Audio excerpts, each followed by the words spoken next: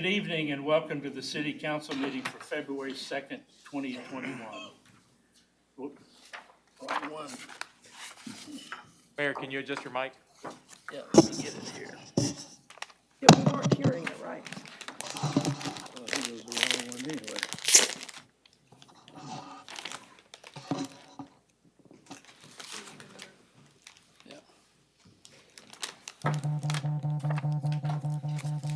Is the mic on now? All right. Good evening and welcome to the City Council meeting for March 2nd, 2021. Seating in the council chambers remains limited to allow for social distancing, and there are still many residents in our high-risk population. For those reasons, we will also continue allowing citizens participation through video conference. To learn about all the ways you can watch the meeting and participate remotely, we encourage you to visit www.victoriatx.gov/talktocouncil. There are many options for how you can participate in our meeting tonight, ranging from watching on TV or speaking in citizens' comments through Zoom. At this time, I'll ask our city secretary to call the roll.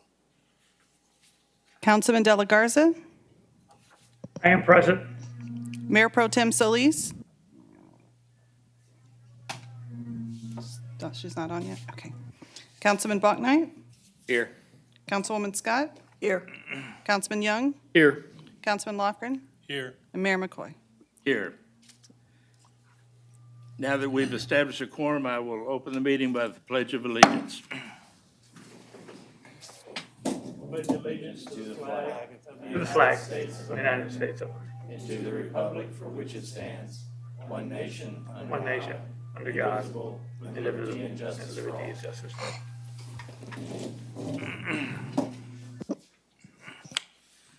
As always, I'd like to welcome citizens who are here tonight in our audience and who may be watching at home. We always appreciate your participation in our meetings. I will now move into communications and announcements. Mr. Garza, do you have any announcements for tonight? We do have one announcement tonight that's going to be spearhead by City Attorney.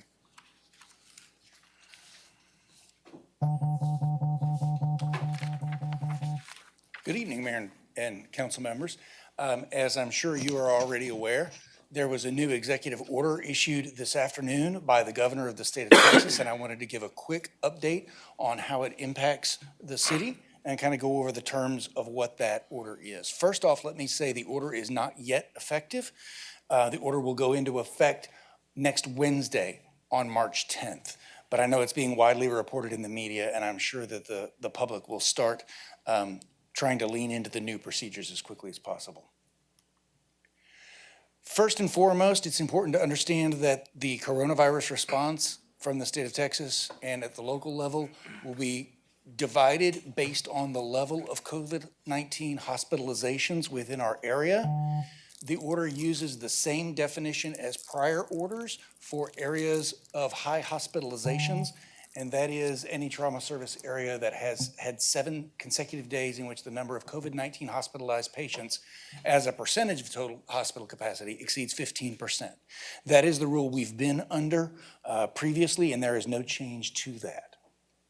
So in areas without high hospitalizations, and by the way, that includes our area, we are not currently in an area of high hospitalization, there will be, starting March 10th, no COVID-19 related operating limits for any business. The governor announced that as 100% reopening of businesses in the state. Furthermore, the order says that no person may be required to wear or mandate the wearing of a face covering. So there will be no statewide mandate for facial coverings. And likewise, the governor has prevented local authorities from imposing orders that would require a local business to have face coverings within their own business. So the face covering mandate is also going away in areas without high hospitalizations. Now, when a TSA reaches that level of 15% for 7 consecutive days, there will be additional ability for local requirements. However, you'll notice in the first 2 bullet points here, there will be no state-imposed COVID-19 related business operating limits, and there will be no state-imposed requirement to wear a face mask. So the governor is trying to make it very clear that any restrictions will not be coming from the state of Texas. However, if our local area does fall into high hospitalizations, then the county judge may use his authority to impose local COVID-19 related mitigation strategies. The order does not say what those strategies might be. That would be up to the local county judge to determine. There are other items in the order that I just want to briefly touch on. The order does continue to encourage every person strongly to follow the Department of State Health Services recommendations regarding social distancing and mask facial coverings. It does say that nothing precludes a business from requiring their own employees or customers to follow additional hygiene measures, which could include facial coverings, and that would allow any business in our area to require customers coming into their business to wear facial coverings in order to receive services. And finally, I just want to briefly mention that GA 34 also addresses several other types of facilities, including nursing homes, public schools, private schools, county jails. And if you are a representative of one of those type of facilities, I recommend that you review GA 34 carefully to see what kinds of limitations might be imposed on your business. But this is a pretty straightforward order, and I think the governor is pretty clear when he says that he is attempting to reopen Texas 100%. If you have any questions, I'll try to answer them now. Not much of a question, but if I understood right, that businesses, individual businesses, still retain the right to require masks of their employees and/or their customers, correct? That is expressly in the order. You know, some businesses like to hang out no shirt, no shoes, no service signs. They could certainly include no masks in that list and continue to deny services or even keep people out of their business if people are not wearing masks. That's entirely up to the local business to make that determination. So I think from my perspective, I think those that now have the right not to wear a mask if they so choose, I would hope that they will respect the rights of individual businesses to determine how they're going to conduct their business. So I would only encourage people to respect one another's rights equally. Well said, Mayor. If there are no other questions, thank you. Thank you.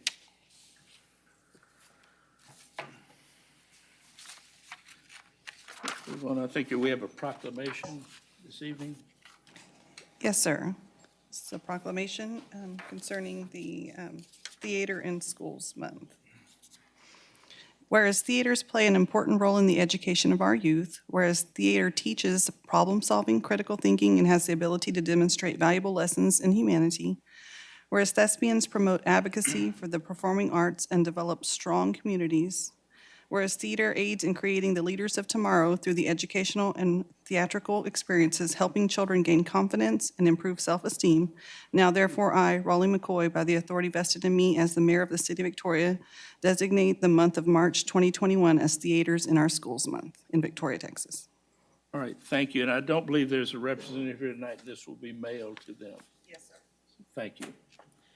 Now, moving along, we're going into employee recognitions, Mr. Garza. Yes, sir. I would like to recognize a couple of our valued members of the fire department. I want to ask Fire Marshal Tom Legler to step up and do a little dance. Just kidding. Last month, Fire Marshal Tom Legler graduated from the Bill Blackwood Law Enforcement Management Institute of Texas. The Bill Blackwood Law Enforcement Management Institute of Texas partnered with the Texas Fire Marshals Association to provide the first executive management training program for fire marshals in the country. The Fire Executive Management Training Program is an executive-level program addressing the unique challenges faced by fire marshals, including community risk reduction, strategic planning, law enforcement requirements, national standards, plan review, public education, fire investigations, and overall fire prevention organization. The selection process is competitive and students complete 2 one-week modules. He was part of Class 5 since the program is so new. And because they met during the pandemic, their class motto, I'm sure he's very proud of, is courageous leadership in unconventional times. And again, they graduated on February 5th of 2021. So we want to congratulate him for his achievement and accomplishment. So.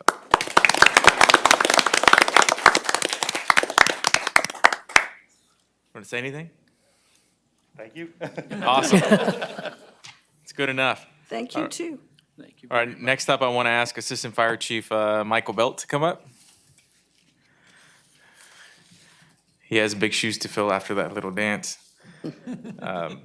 But in the effort of promoting continued education, Assistant Fire Chief Belt recently earned his bachelor's degree from Columbia Southern University. Chief Belt earned his Bachelor of Science in Fire Administration just last month. His dedication to continued growth and development has set a great example for the organization, and we want to honor and congratulate his effort in pursuing that degree. And obviously, we're very appreciative of that. So, congratulations.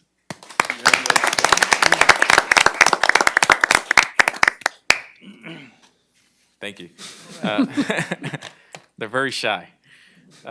Mayor, those are the employee recognitions for this evening. Okay, thank you, Mr. Garza. Now we'll move on from items from council. Are there any items from council this evening? Hearing none, we'll move into citizens' communication. As a reminder, citizens' communication may be done either in person or through video conference. We would encourage anyone who has had any recent exposure to COVID-19 or those that may be in a high-risk population group to make use of the video conference option. Those instructions are again available at www.victoriatx.gov/talk-to-council. Comments will be limited to 5 minutes in duration and will be received by audio only. There will not be an opportunity to provide any presentation or visual materials either in person or via teleconference. Please remember to silence any cell phones, televisions, or other background noise so that we can clearly hear your comments. It is generally the practice of City Council not to respond to comments made during this time, but city staff will be available to follow up as necessary. I have one comment card from the audience right now from Michael Vonderow. If you wish to step forward, sir.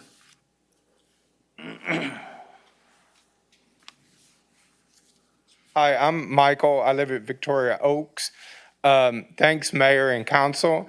If you're a veteran with an honorable discharge, you can get your COVID-19 vaccine in San Antonio, and you text their phone number, and then they text you when they have the vaccine. I just wanted to give this number to everyone in case someone's watching on film. It's 210-844-1783, and I wanted to give you the name of the place. It's North Central Clinic, 17440 Henderson Pass, San Antonio, Texas, 78232, and you just text your name and your last four of your Social Security, and when they have an opening, they'll give you one. I've had my vaccine 8 days ago. I didn't have to beg for it or make calls. They texted me and said they had the vaccine, and that's an opportunity if for some reason you're unable to get it in Victoria. It's very competitive trying to get the vaccine, and Victoria is like trying to get into Harvard or something, you know. It's very difficult. Even when you do everything right, sometimes you fall short. Like if you have to call at 10, in 6 seconds, they had it all, everything filled. So I called at 10 in 7 seconds. I was 1 second too late, didn't squeeze in. And I would like to thank the Chief Police Protection for East North Mobile Home Park. We've had lots of criminal activity and it continues. A police officer just came just earlier, right before the meeting, and I appreciate everything the Chief Police and everyone else has done. Thanks, and have a good one. Appreciate it, sir. Thank you Thanks, for your Michael. comments, Mr. Vanderow, and your information. Thank you. Does anyone else wish to speak to council this evening? Hearing none, Mr. Foote, do we have anybody online? Seeing no one else, we'll move on now to items. Pardon? Can I just ask for a clarification on sign up for COVID vaccines in Victoria now? Do we not have the new software in order? Yes, sir. The new platform is already in place. And so currently, residents can sign up for the wait list at victoriawaitlist.com. And there they'll be able to sign up, or they can continue to call the hotline. I don't know that phone number off the top of my head, but we can supply it, Public Health the Department, hotline for COVID. Public Health Department website Yeah. has it. The hotline number is 1-888-966-5640. But Thank you. a resident's able to put their name on the wait list and they'll be called when their vaccine is available. Yes, sir. And Okay. so the way, yes, so once they get randomly selected, they will receive communication notifying them that they've been selected, and they have up to 48 hours to respond on to whether they're accepting the appointment. If they don't accept the appointment, the system automatically kicks them out and selects somebody else. And so that's the way that the system works. Thank you. Yep. And at the time of registering, by the way, it asks for very basic information, and so it's not until they confirm an appointment that they would be asked for the more thorough information, because we're cognizant that people are probably, in different lists and things of that sort, so. Here, I'm sorry, we do have one person who wishes to speak. His name's Brian Billingsley. Brian you're right. Billingsley? Okay. Is he on, Mr. Billingsley? Yes. Are you on? Brian? Yes, sir, I am. Thank you, council. Thank you, Mayor. I just wanted to clarify, I had my hat in the ring for the Parks Commission and didn't know if this was the point at which I should speak or if that was going to come up later in the agenda. This is the place. Oh, well, great.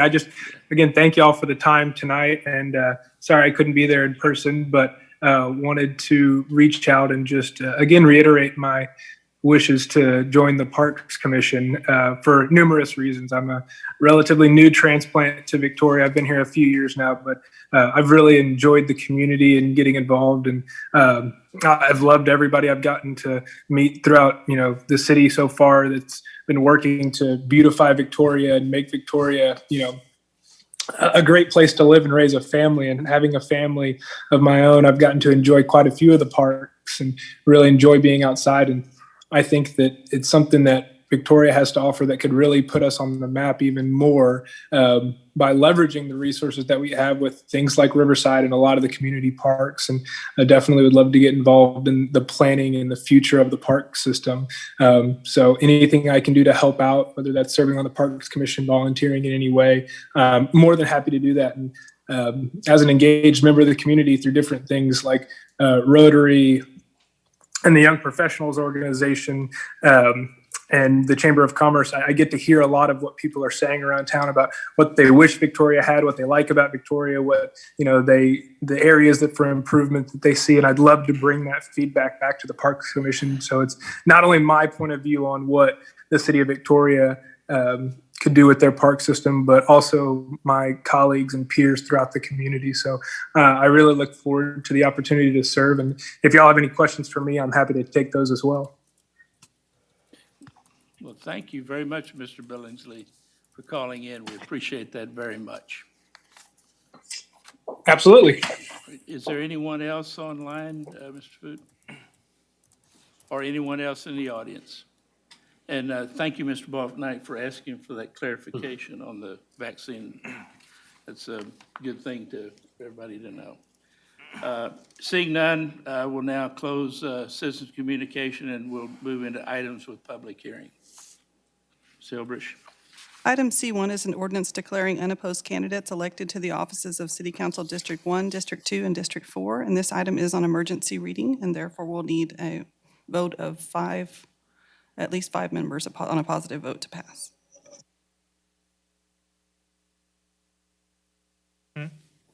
What? Okay. Oh, so Any I further was asked to presentation? read in Spanish. All right. Ordenanza por la que se declaran elegidos los candidatos sin oposición a los cargos del Consejo Municipal del Distrito 1, del Distrito 2 y del Distrito 4. Should have done that a little slower so that I could understand it. Sorry. I just have a little brief presentation for you. On February 2nd, council did pass the ordinance 2014 and 2021 to call a joint general election for the May 1st election. In a city in which members of the city council are elected from a single-member districts, if the candidate for the office that is to appear on the ballot in that district is unopposed and no proposition is to appear on the ballot, the city can declare unopposed candidates elected. As soon as possible after the February 16th deadline for declaration of a write-in candidate, if the candidate is unopposed on a ballot, then the city secretary is tasked with giving you guys a declaration of the unopposed candidates, and then you can therefore or effectively cancel the election for those 3 districts if you choose to do so tonight. We do have only 1 candidate in districts 1, 2, and 4, but the city will still conduct an election for District 3. Also, at the February 2nd meeting, we mentioned that we may have to amend our election order to include the additional polling places due to VISD calling a bond election. And after a review of everything, our legal department has determined that we will not need to add those precincts because there is not only an order of election, which we did, but there's also a notice of election that will be posted in early April that will include those additional precincts, so it'll be covered at that time. Do you have any questions? Any more questions?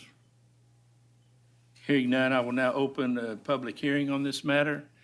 Anyone that wishes to speak to this matter, please step forward now or raise your hand on Zoom. Seeing no one in the audience, if there's anyone on the line, I will now close the public hearing. Make a motion to approve item C1. Second it. We have a motion and a second for item C1. All those in favor say aye. Aye. Opposed, same sign. Thank you. Item C2 is an ordinance amending the fiscal year 2020-2021 City of Victoria budget to repair, remodel, and harden Fire Station 1, to lease golf carts and a range utility vehicle, and for the city's contribution to the TxDOT Green Ribbon Project in a cumulative amount of $1,507,852.72. Good evening, Mayor and Council.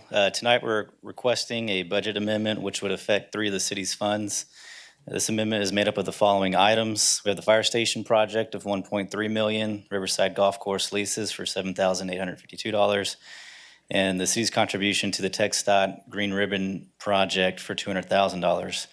In total, this would increase in expenditures in fiscal 21 by about $1.5 million.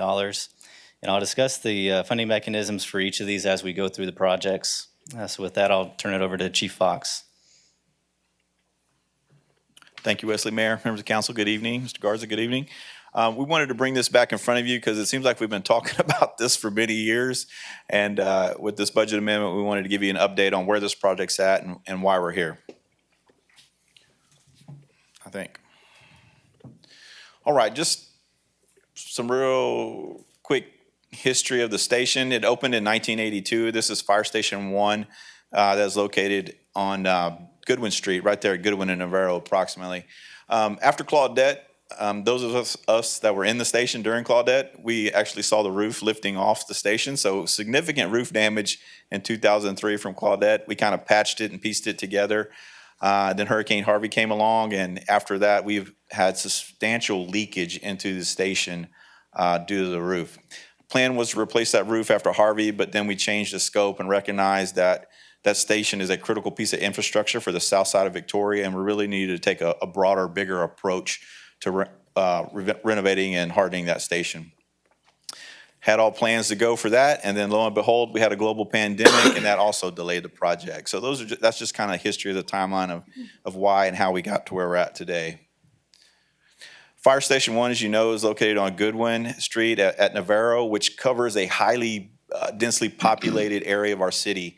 And why we think this project is so important is, one, as I mentioned earlier, Fire Station 1 serves the south side.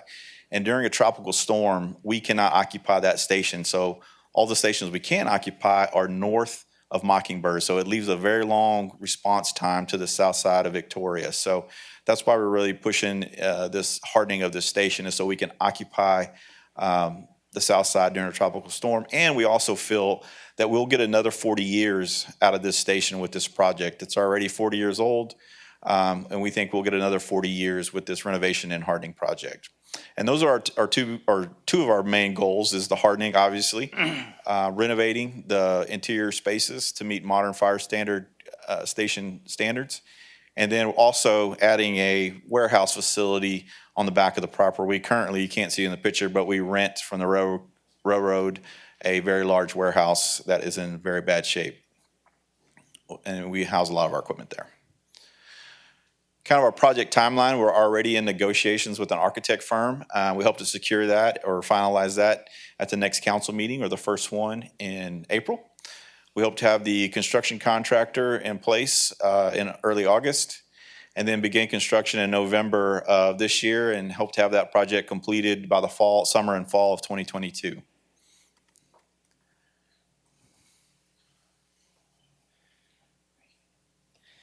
All right, so as Chief Fox had mentioned, this project had been budgeted in the prior year and was postponed due to COVID-19. And it was split up into essentially 3 phases, consisting of a roof replacement, a remodel, and a warehouse. So we had canceled the remodel and warehouse, and we're still planning to go forward with the roof replacement at an estimated cost of $180,000. We decided later to postpone that portion of it and just bring back a budget amendment this year for the complete project so we could bid it all out together. In addition, the city received about $330,000 from the state's ambulance service reimbursement program in fiscal 2020. These funds were planned to be used on this project. Since we didn't do the project in fiscal 20, essentially we had, between the roof replacement and the reimbursement program, about $510,000 returned to fund balance. So taking that off the $1.3 million, we're essentially asking for about $790,000 in new funds from the general fund balance.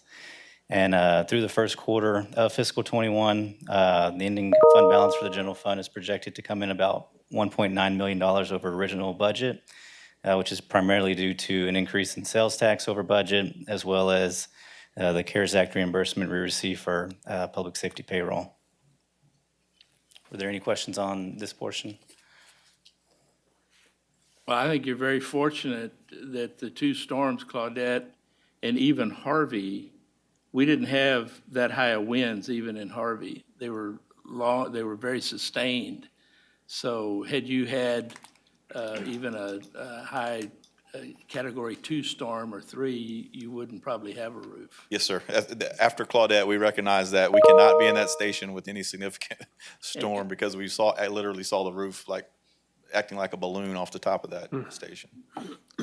And for clarity, when you say hardening, a lot of that has to do with just your door components, your roof and stuff, not the whole structure. Yes, sir, absolutely. So the walls are tilt slab concrete construction, so the architects and engineers are pretty confident about that. But hardening, as the mayor pointed out, would include the garage doors, the roof, and then any door or penetration through the structure, windows, doors, that type of thing. Okay. Be happy to answer any other questions on the project. Any other questions? Will the warehouse be rated as well? Yes, we're looking at a prefab metal building that'll be rated the type for our zone, so that will be rated as well. Thank you. Thank you. Any further questions for the chief? Thank you. Hearing none, I will now open a public hearing on this matter. Anyone that Well, wishes- the item, Mayor, the item includes several other lumped into one, and so our preference would be to present on the other 2 before opening the public hearing. Well, let's do that then.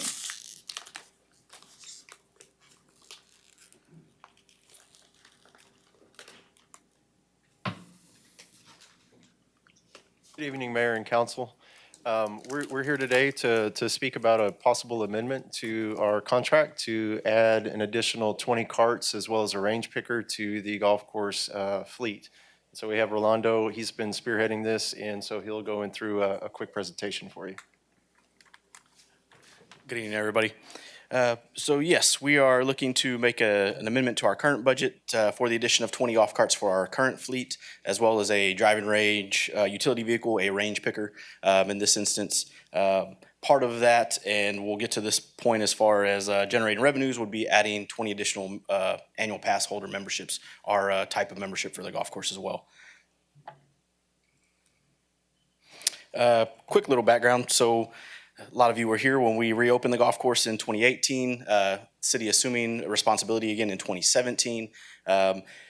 Initial idea was to keep expenses low. So as we got into the golf course, everything was kept in a conservative manner so we can try to generate some kind of adequate fund balance as we move forward. And that has been the process up until this point. Now looking at some data that we've generated, seeing the number of rounds that we are collecting, the revenue that we are seeing, we just feel like it's a good point to start looking to investment opportunities. Part of this, and before I forget, we are working on updating our current business plan. So that will be presented with our budgets this year, as our 3-year business plan is currently going to expire, and we'll have a new one for you guys as well. Main idea or main thing for the golf course is the course conditions have been great over the past couple of years, so that has generated just additional activity. We've also added a driving range, which we'll get into here in a second, but just the overall conditions of the golf course, we've seen play increase over the past couple of years, substantially over the past year. Even within the pandemic, we've still seen rounds of golf continue to increase year over year, months in comparison to years previous, and we'll also show you that here in a second as well. The biggest issue to the current cart situation is us having to block tee times. We, on a almost daily basis, run out of golf carts by about 10:30 or 11 in the morning due to the number of tee times we have. We are doing our best to pair people up in golf carts. The new order will help a little bit with that, but still trying to pair people up on golf carts to make things as efficient as possible. That is not always possible. With the demand that we have for the golf course, we are running out of golf carts, and to improvise for that, we're having to block tee times, essentially losing a tee time, an opportunity for revenue throughout several parts of the day. At this point, once every hour, definitely in the morning, sometimes a couple in the afternoons, just again, a missed opportunity for revenue generation, and these golf carts would help serve that, and also provide additional rounds of golf for those that aren't able to get on the golf course the days that we're too busy. We're either having to turn people away or push them back to a tee time that they would rather not have. The additional golf carts would not only open the block tee times that we have, but would provide additional tee times as needed. Our tee sheet can be shrunk. Right now we go in 10-minute intervals, and that can be closed, and we'll talk about some additional rounds here in a second and how that tee sheet can be implemented. Last part of that is just the wear and tear on the golf carts. Idea is to have them maybe go 2 or maybe 3 rounds in a day. Currently sitting there going 3 to 4 times a day, especially on our busy days, Saturdays, Sundays. Anything that's close to good weather, especially what we've seen in the past couple of weeks. People are wanting to get outside. Same thing since the pandemic has started. People wanting to get outside, the physical activity, even though riding in a golf cart's not all that physical, still getting outside and being out of the house. Jumping into the driving range, there's a utility vehicle. We opened this in May of 2019. We've also seen the increased use, and it has led to a very practical revenue stream. You can see at the bottom that we've generated just over $38,000 last fiscal year, which is a great piece to the facility, and a place that can also be grown moving forward. With that increased use, we've added more range balls to our group that we use, the balls that we send out to the day, and that also leads to us having to pick the driving range more often. Current utility vehicle is John Deere that's 15 years old. It was a hand-me-down when the golf course reopened, and that has over 4,000 hours on it, has problems on a daily basis that we are currently dealing with. An overall fix or trying to repair this utility vehicle would be more than that of a new one, and would be no permanent fix. We would still have recurring issues. So as far as staff efficiency, this would be a huge help on that side of it. And staff efficiency, because staff picks them up by hand. At times needed, yes. Yeah.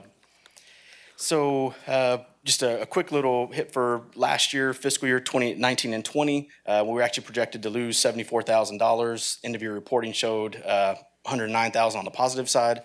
So that definitely shows that the additional rounds, the revenue that is being generated from the golf course, and definitely looking up, we're still seeing that increase in number of rounds.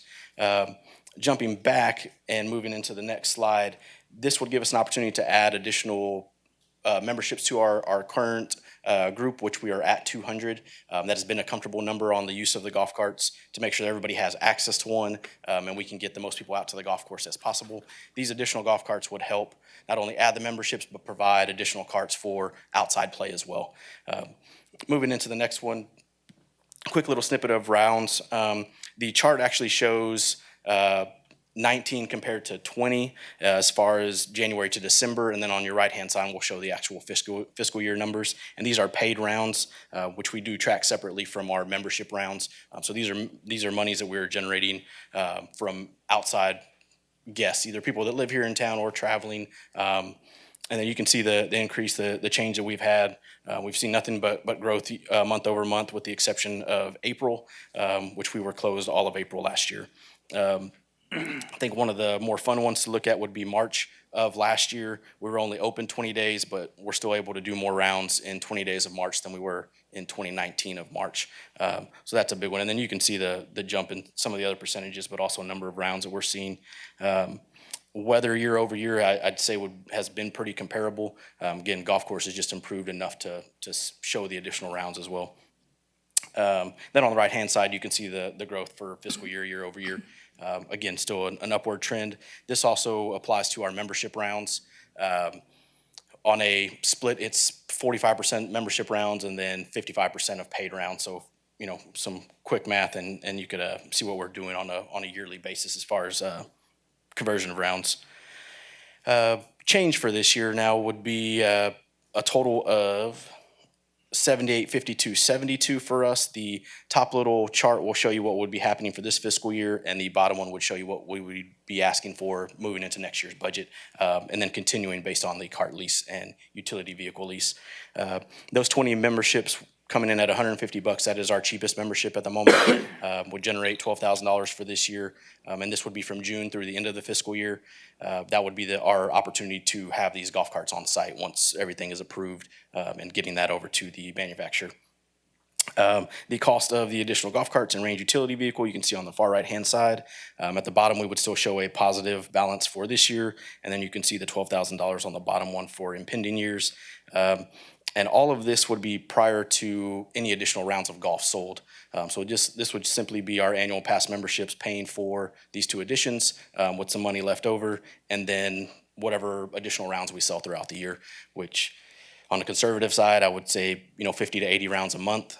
Some of our summer months, the longer days, you could see maybe 100 rounds per month. So some definite additional generation of revenues. And something that we could pay for initially just through adding these memberships as well.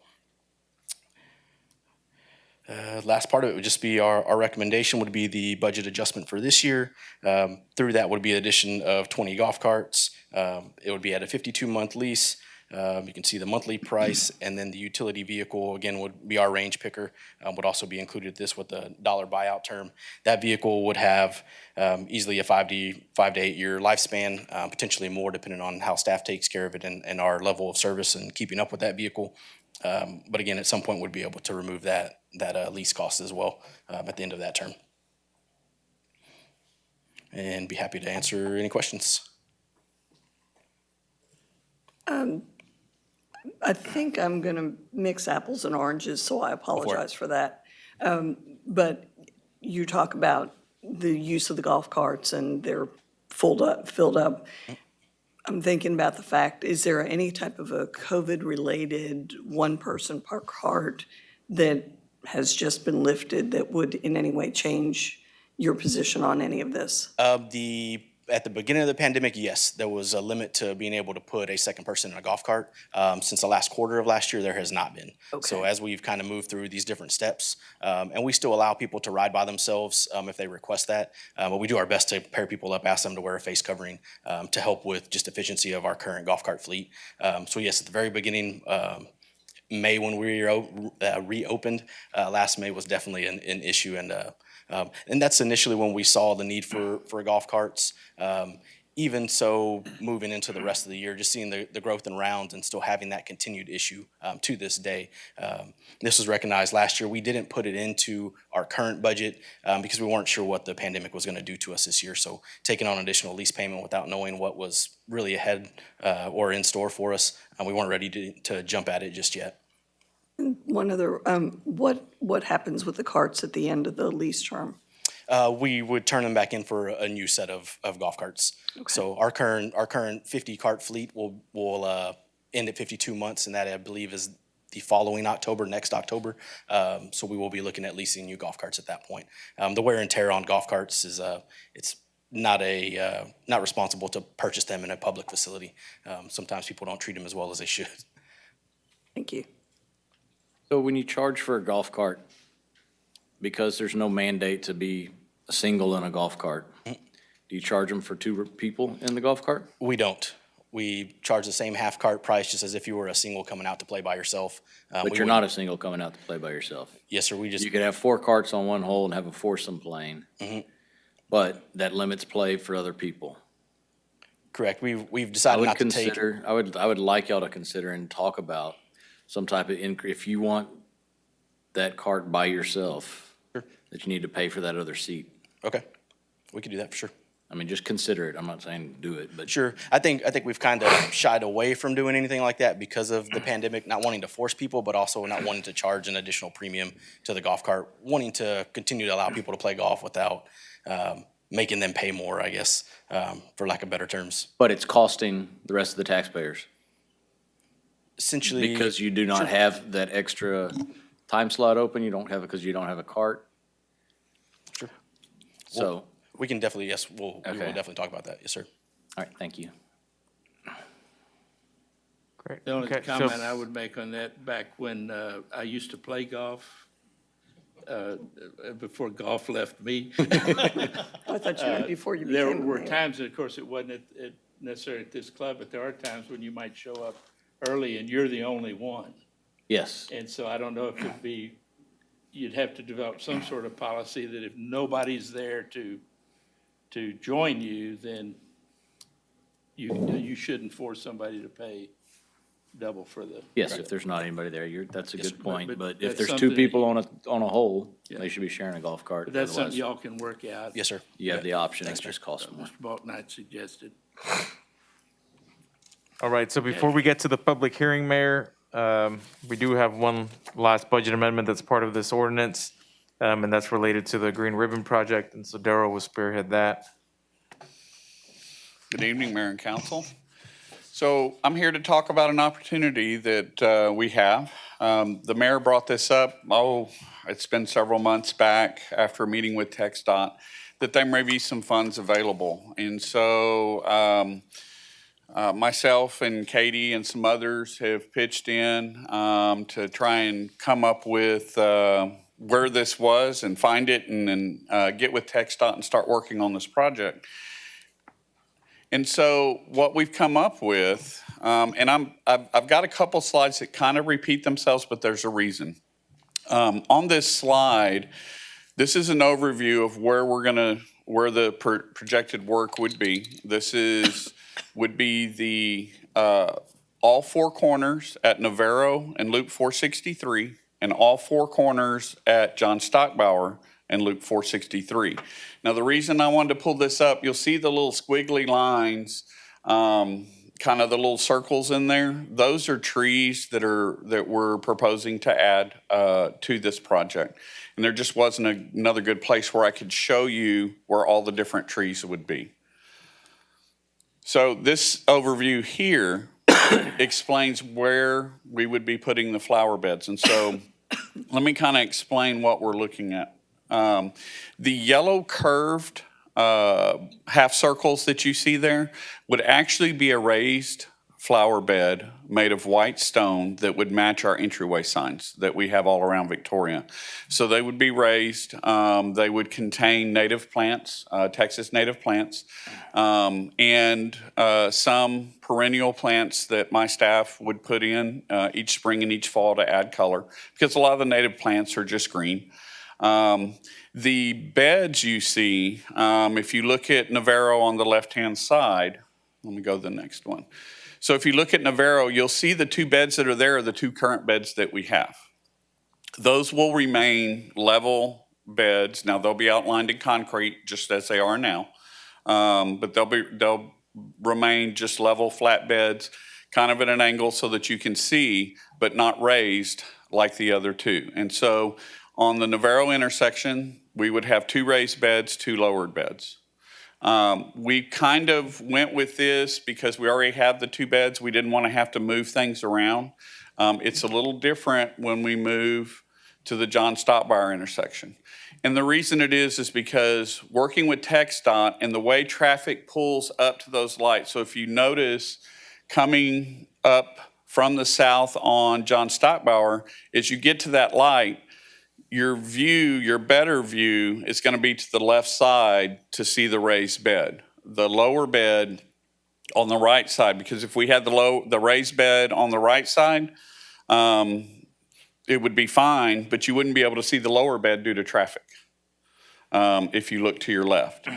Same thing coming out of the mall. We looked at kind of the way the traffic flow is, who's setting at what lights, and so we arranged the beds to get the best view when you're setting at those lights or when you're coming in on, coming down off of the loop at the exit ramp or going back onto the loop at the other exit ramp. So when we talk about raised flower beds, we're not talking 4 foot tall. This is just an example. I took this picture yesterday. I'm sorry, it's kind of gloomy looking, but it was kind of raining when I was out there.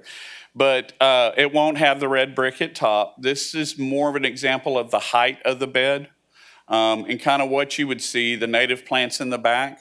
But ours would be mulched and would have perennials in the front. So we'd have your different coloring flowers all year like we do in the current two beds on Navarro now to make them look more attractive.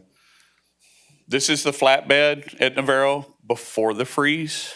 Actually does not look that bad after the freeze. That one did very well. I think the overpass blocked that north wind and really helped it out quite a bit.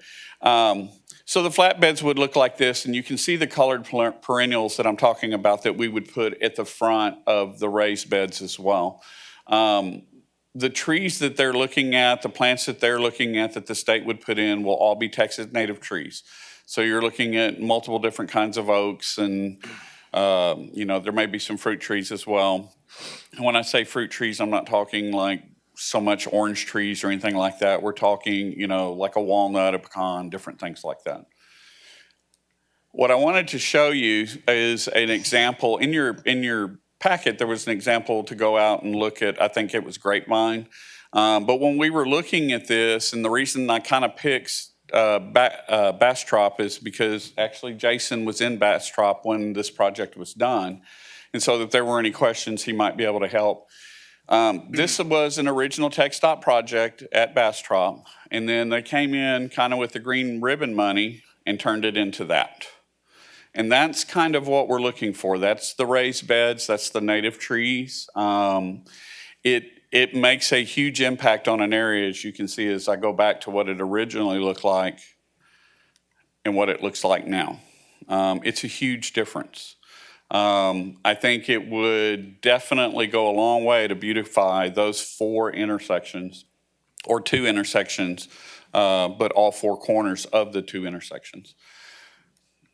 And so I'm going to talk about funding. There is no city match required for this. Okay, I want to make that clear. But in our discussions with the city manager, as we were looking at this project, we thought that we might want to do some extra things. And I'll talk about those things on the next slide.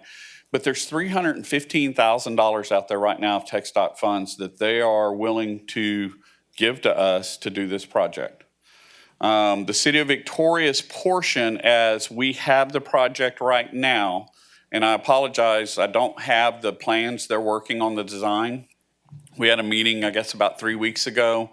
And we were supposed to have the design this week, but due to the storm, they didn't work. So we're running a little behind. Otherwise, I'd have their design to show you. But our portion at that point was $140,000 for the city. Now, we wanted to figure in a contingency to make sure that we were able to cover it. And so the amount that we're seeking is $200,000. So the total project would be $515,000.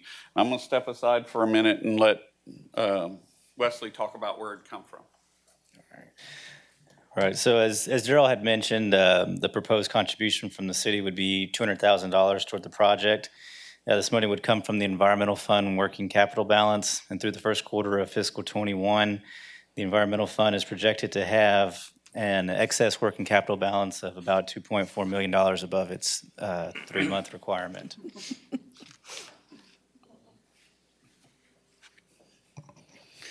I always like to hear that. So contributions. So TxDOT's designing the project.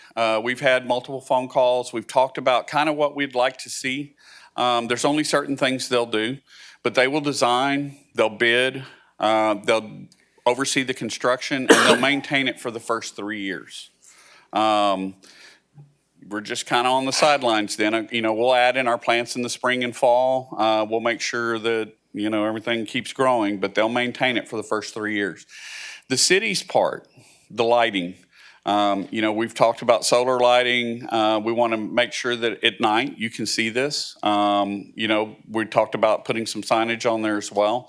Irrigation, we want to run drip irrigation, not sprinklers. We want to be very conscientious on water usage. Plus, we've tried regular irrigation, spray irrigation on the loop before, and it keeps getting run over by contractors, and so drip is the way to go to keep the trees and the flower beds alive.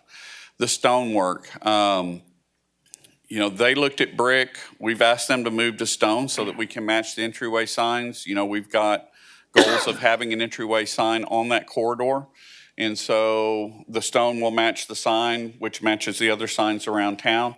And then we assume all maintenance of all the flower beds and raised beds after the 3 years, which would fall into my department, the Community Appearance Department.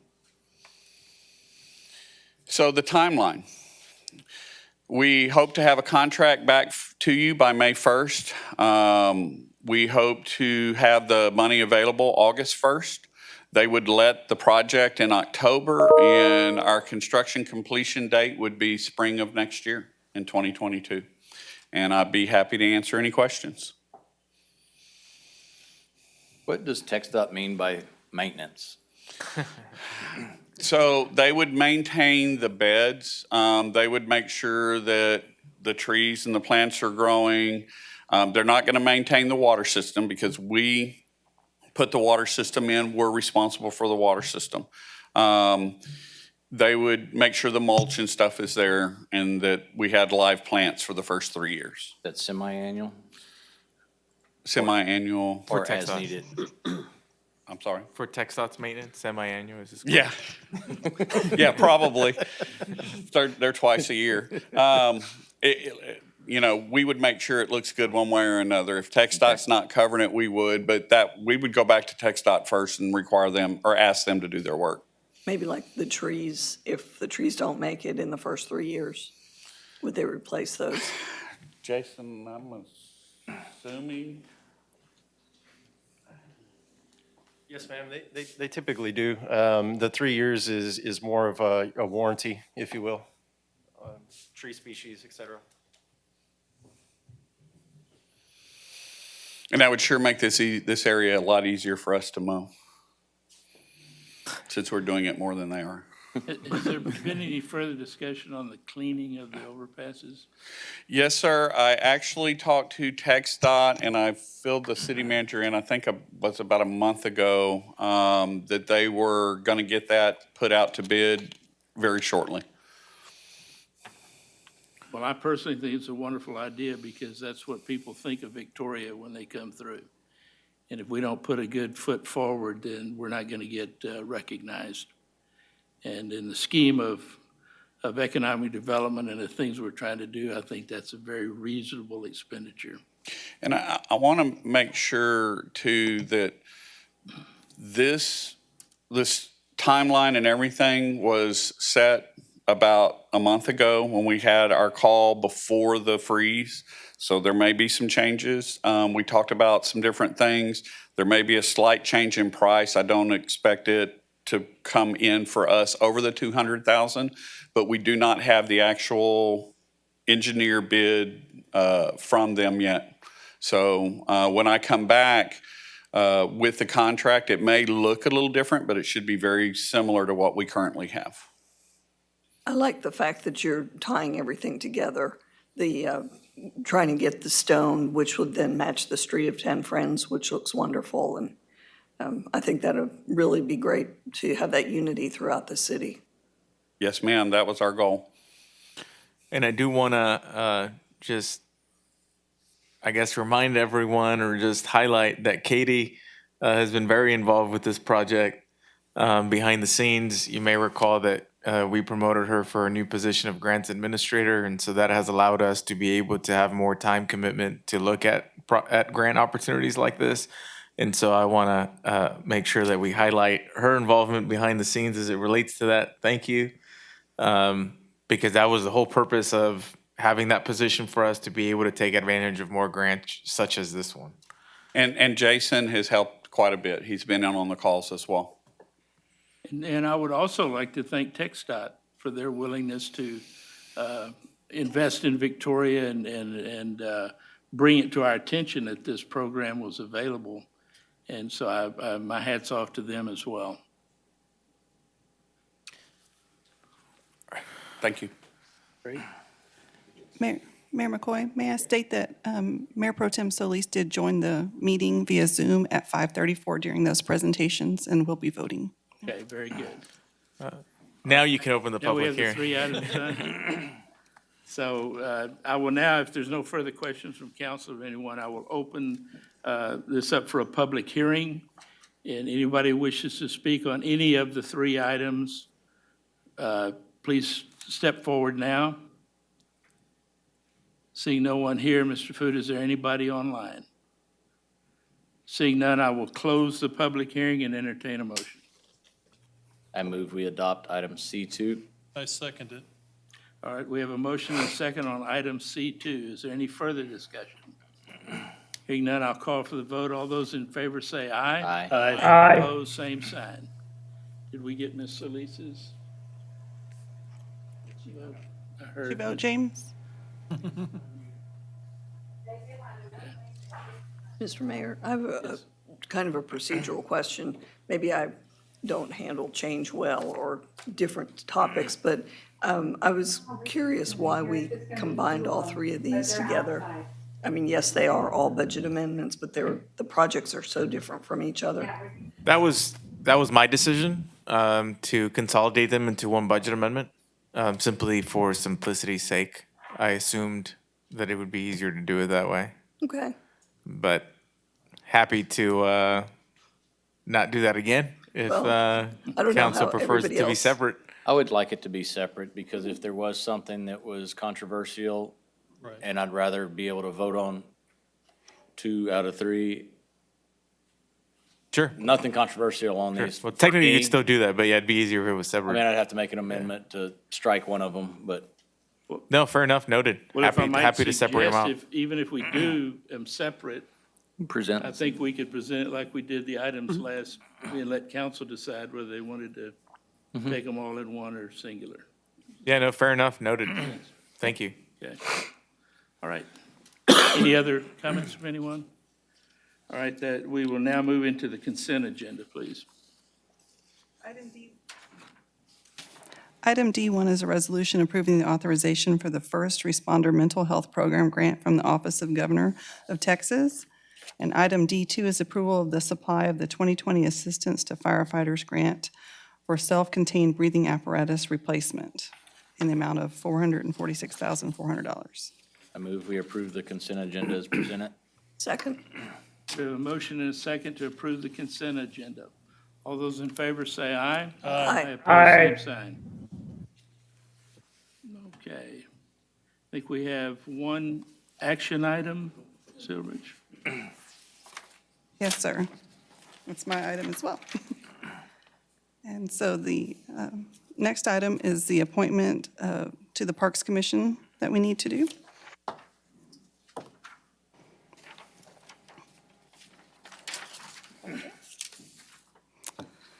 So the resolution before you tonight is to consider filling a vacancy left by resignation of Gloria Rodriguez.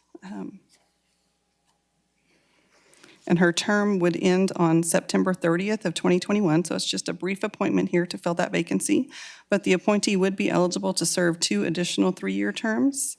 And applications, or ballots rather, were laid on the dais for each of you to vote. We had 3 applicants, Brian Billingsley, Tim Hornback, and Benjamin Smith. And if you'll please write your name on the ballots, as council cannot vote by secret ballot, and place a number 1 on the ballot to indicate this is the first vote. If you'll circle one of the names on the list, and Angelina will collect the ballots, and we will tally the votes. The ballots will be available for review in my office as well.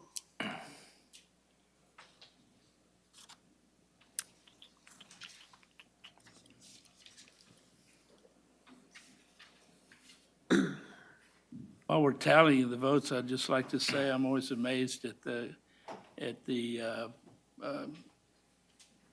quality of the applicants that we're receiving lately on all these commissions and boards. It just is really astounding, I think, that people are willing to step up and have such good resumes on it. And so I just would like to thank all of them, regardless of what the vote is.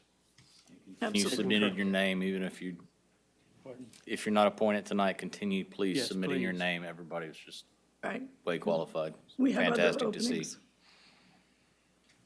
Good problem to have. We're waiting for the votes to be texted in from the 2 council members that are joining us virtually. Very sophisticated process. Need to recheck them tomorrow? Are we sure that those aren't hacked? No comment.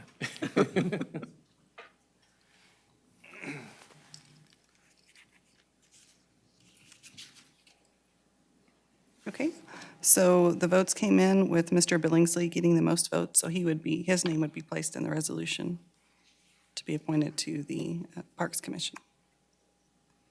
I move we appoint Brian Billingsley to the vacant position for the Parks and Recreation Commission. Second. I'd have a motion and a second to appoint Mr. Billingsley. Any further discussion? Hearing none, I'll call for the vote. All those in favor say aye. Aye. Aye. Same sign. And with that, we'll move on into city manager reports. Yes, sir. We're going to continue today our annual reports of departments. We practically received a bonus annual report from the golf course earlier, so bonus annual report for you tonight. But in any case, the main focus, though, are our public safety-related departments, which for us, of course, it's fire, police, and municipal court. And so we'll take them up one at a time, and we'll kick off with our fire department. Chief Fox? Good evening, once again, Mayor, members of council, and as I was sitting in the audience, my conscience got the best of me, so don't get mad at Chief Arredondo if you can't find his report, because I hid it under the fire department report. Anyway, well, thanks very much for allowing us to present our 2020 annual report. It's my favorite time of the year because we get to brag and highlight all the great work of the men and women of the Victoria Fire Department, so thank you for allowing this opportunity.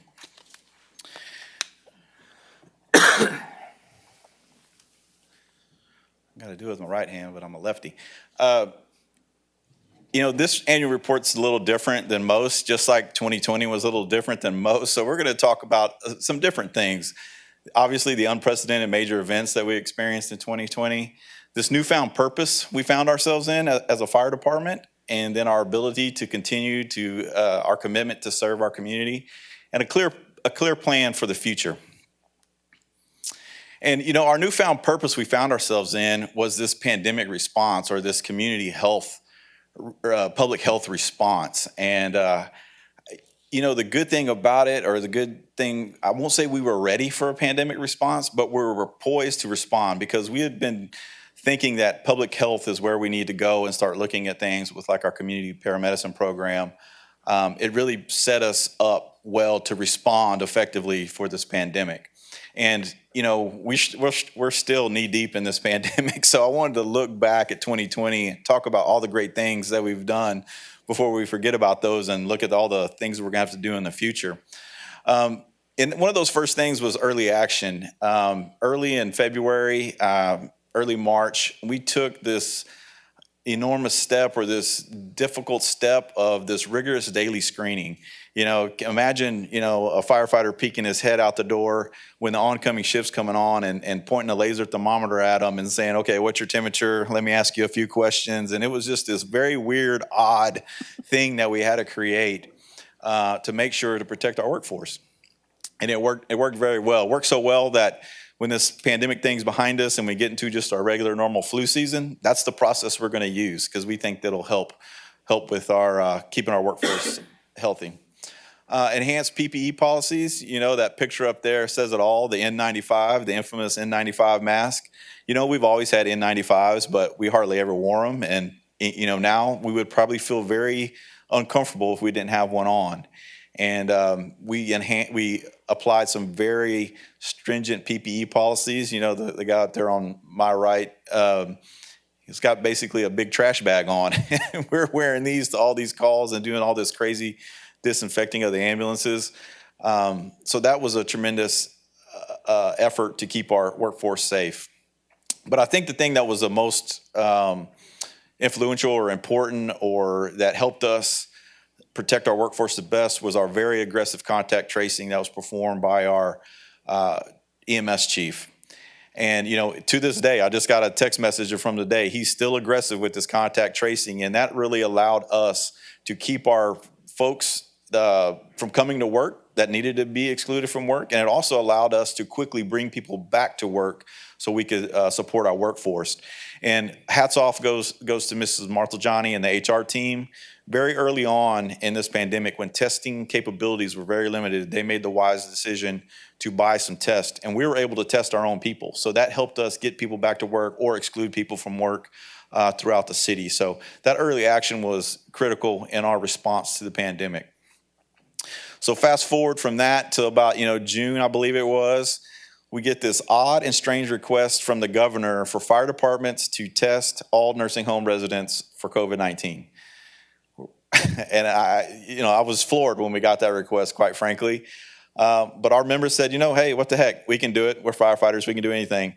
So we quickly put together a regional task force, and we quickly tested, in a matter of 2 weeks, over 1,000 nursing home residents, not only in Victoria County, but throughout the region. And it was just an outstanding effort and a great example of regional collaboration and teamwork. So really proud of that effort. And then in late December, the Victoria Fire Department was one of the few fire departments, or one of the first fire departments, to receive the COVID-19 vaccine. And we immediately began vaccinating all first responders and essential staff for the city of Victoria and the county of Victoria. And as you know, today we continue to play a big role in our COVID-19 vaccine effort. And, you know, today we have probably vaccinated a new program that we started early February, was vaccinating our homebound seniors. And today we have vaccinated probably over 300 homebound seniors, and we continue to do that. We plan to continue to do that through the rest of this month, and hopefully get well over 1,000 homebound seniors vaccinated. So that's our goal, and that's kind of our new purpose, if you will, that we found ourselves in 2020. And I don't have a picture of this. I wish I did. I'm kicking myself. But one of the other newfound purposes we found ourselves in, and we all remember this, was the social change and these marches and demonstrations that were occurring across the country. Well, we had that in Victoria, and ours, I think, was a shining example of how a community comes together and does a march. And in the hot days of the summer, we found ourselves with the responsibility of protecting those people and protecting those citizens. And we were very proud that we were able to do that, and that the community trusted us to be there for them during that time. So, two significant events all in 2020. And, I guess that wasn't enough. 2021 threw the winter weather event at us. I hope that's it for 2021, and the rest is drama-free.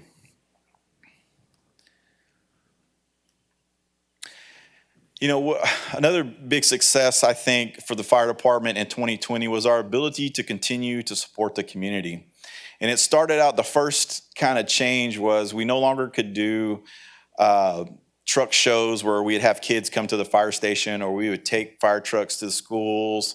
We just couldn't do it. We couldn't risk putting our workforce in jeopardy. So one day somebody called and said, "Hey, why don't y'all can y'all do a parade for my kid whose birthday is today?" And we're like, "Sure, we'll try it." Lo and behold, we got hundreds and hundreds of requests. All public safety found a way to participate in these parades, and that's how we engaged our community in that way. It was quite different. It was quite different, but very successful, and a way to keep us connected with our public and our community and show them that we're there for them and we support them. We also, kind of going back to the public health realm, we did our first flu clinic. Fire departments typically don't do that, and we held our first free flu clinic for vulnerable populations, and we're able to vaccinate over 100 homeless and or vulnerable populations in our community, and we plan to continue doing that in the future. So that was a huge success. Our fire marshal's office also created a prescription drug disposal program. Citizens can go to any fire station, pick up a form, and they can mail off their expired or old prescription drugs free of charge. And that way you don't have to dump it down the drain. Ken Gill would be happy about that. Or, worry about, kids getting into it or whatever the situation may be. So that was a great program we implemented in 2020. Thanks to Mr. Etienne and the Southside Cleanup, he invited us to say, "Hey, why don't y'all come do smoke detectors or something?" And we said, "Shoot, yeah, we'll jump on that." And we did over 100 smoke detectors in that one day in that neighborhood. And that was more than we did the whole year in 2019. So that, thanks to Mr. Etienne, that whole program is kind of going to be our platform moving forward, is doing these neighborhood cleanups or these neighborhood canvases to install smoke detectors. Our only key now is getting the funds to buy those smoke detectors through grants and other opportunities. But that was a huge success, we think, in fire safety and our fire safety initiatives. And everything from going to lemonade stands or rescuing kids from a snake or rescuing a snake from some kids at De Leon Plaza, we were there to do that in 2020 to help support our community. Taking a quick look at our data, we had over 11,000 calls. 11,641 to be exact. That's 3% more than 2019. About 20% or 2,300 of those calls were in the county. We continue to see a decline in structure fires post-Harvey. That year of Harvey was our peak, and the year after because of, the damage to structures. So we continue to see a decline in structure fires.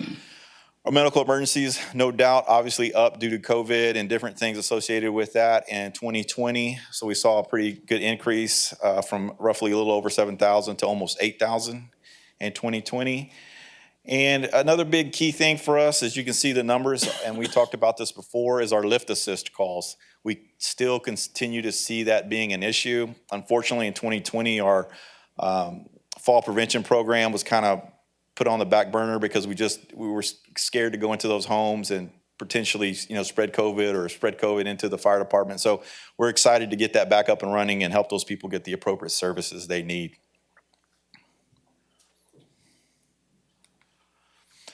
Also want to talk about our fire marshal's office. They found a new purpose as well. Mentioned that they installed over 100 smoke detectors during that one-day event. They also figured out a way to conduct over 2,000 commercial inspections during this crazy time. They also, at the same time, were providing logistical and management support for our regional COVID-19 response, which is our regional medical operations center. They're helping get all the N95 masks and the shields and all that stuff. They're helping distribute that and organizing that for not just Victoria County, but our region. We talked about the RX disposal program. One of the really big things that I'm super proud of them, and this is their new purpose, is they use their fire inspection skills to create this COVID-19 business compliance task force. And I think that was a great, I think the mayor and the judge really pushed this task force to go out and be aggressive, and not be aggressive with compliance, but be aggressive with education. And that's what they really did. It was go out and be aggressive with education and really help those businesses out, understand what these orders meant and how it applied and how they could help their businesses during the COVID crisis. And, they did a great job with that. And, with all that said, they also did, $15,000 worth of grants in 2020. So they did a great job for a fire marshal's office. Performance data.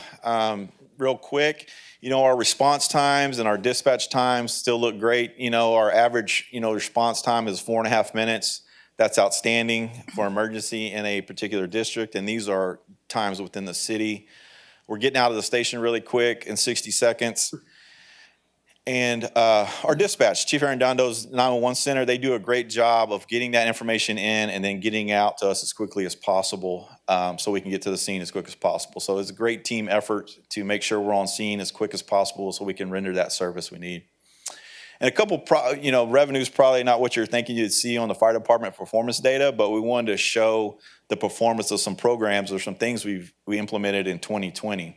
Late in 2019, we increased our EMS fees slightly to align with the market, and that increase generated over $207,000 compared to the previous year. So that was a great increase to our EMS revenue.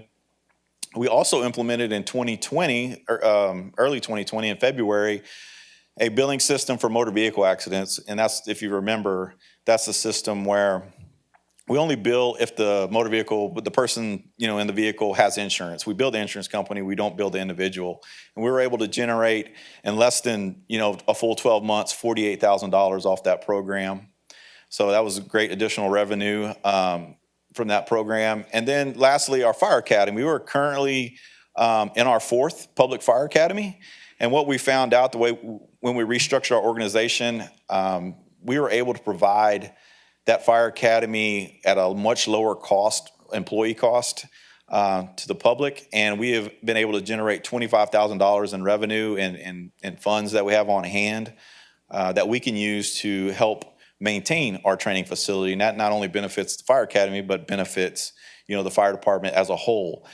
For example, in next fiscal year, we were required to do a 5-year inspection of our drill tower. That's anywhere from $10,000 to $15,000. And we'll be able to pay for it out of this account instead of the general fund. So our fire academy has not only provided us a lot of staff, but it's also helped us generate some revenue to maintain our training facility. And lastly, our plan for the future. The Victoria Fire Department's role and responsibility in the Comprehensive Plan 2035 is to maintain that ISO classification of a 2 or better.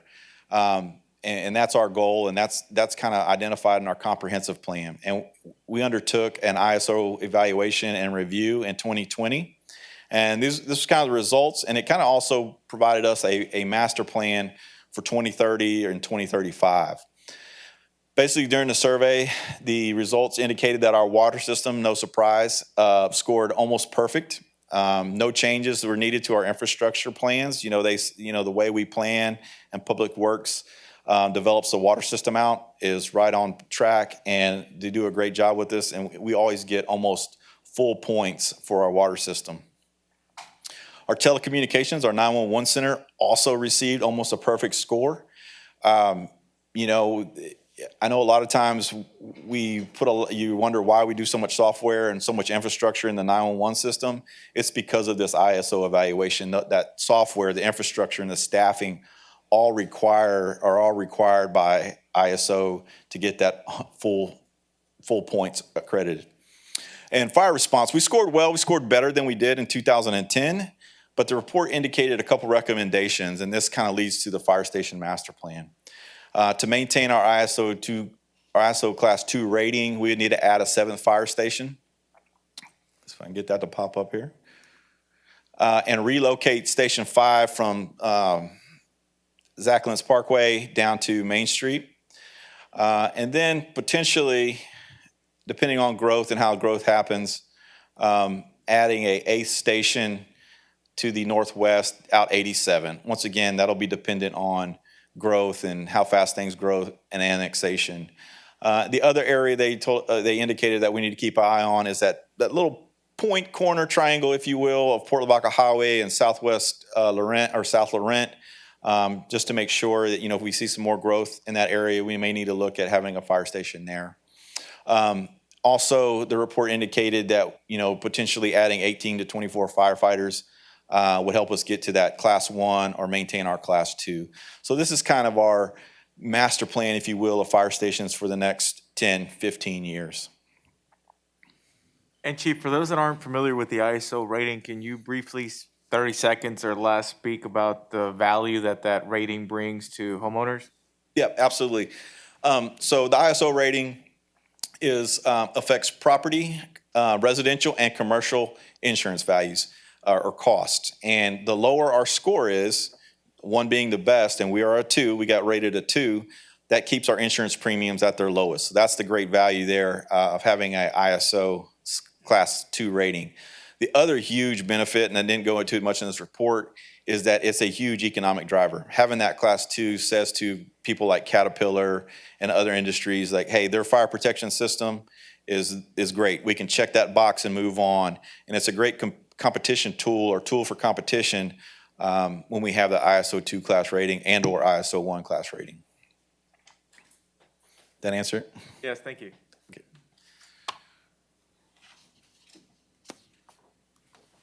And lastly, want to take this opportunity to thank council, Mr. Garza, our HR department for all the support. COVID 2020 was a very difficult year. And I'll tell you what, we, as a leader of an organization, I felt like the city of Victoria really stepped up and took care of its staff. And really, you know, everything from making sure that they could see their families, getting a hotel for firefighters that were exposed, and had to quarantine. It was just a tremendous effort by the city to take care of their staff during this unprecedented event. And thank council for all your support during 2020. Be happy to answer any questions or go back over anything that you may have. What's I'll correct one thing you said. Yes, sir. When you said you took care of staff, you guys took care of everybody. Thank you. Thank you very much. Thank you so Appreciate it. much. Thank you.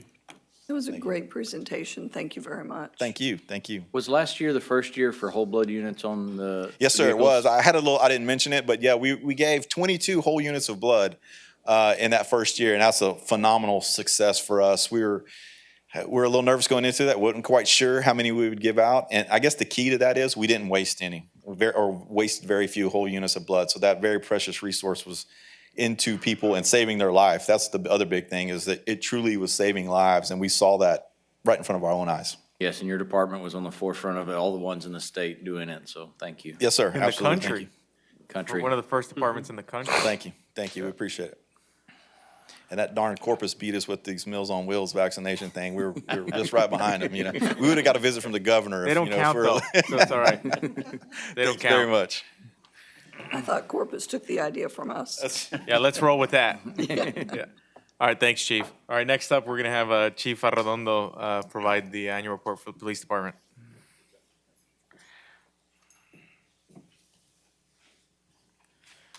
That was 14 minutes. Gotcha. Hey, that's a tough act to follow, let me tell you. Good evening, Mayor, Council, and thank you for allowing me to present our annual report today. As you know, I wasn't here very long in 2020, but I was excited to get here when I did. And so I'm going to try to do my best to point out all the great things that our staff, police department, civilian employees did during a very unprecedented time, obviously. So we'll start with our mission statement, to reduce crime and the fear of crime through outstanding police services in partnership with the community. That's really important. I'm not going to read every slide, but I wanted to read that because I wanted to make sure that our mission statement was out there for everyone to understand. On behalf of the men and women of the Victoria Police Department, I am pleased to present the 2020 annual report. This report highlights the incredible work each member of our department has accomplished during an unprecedented time.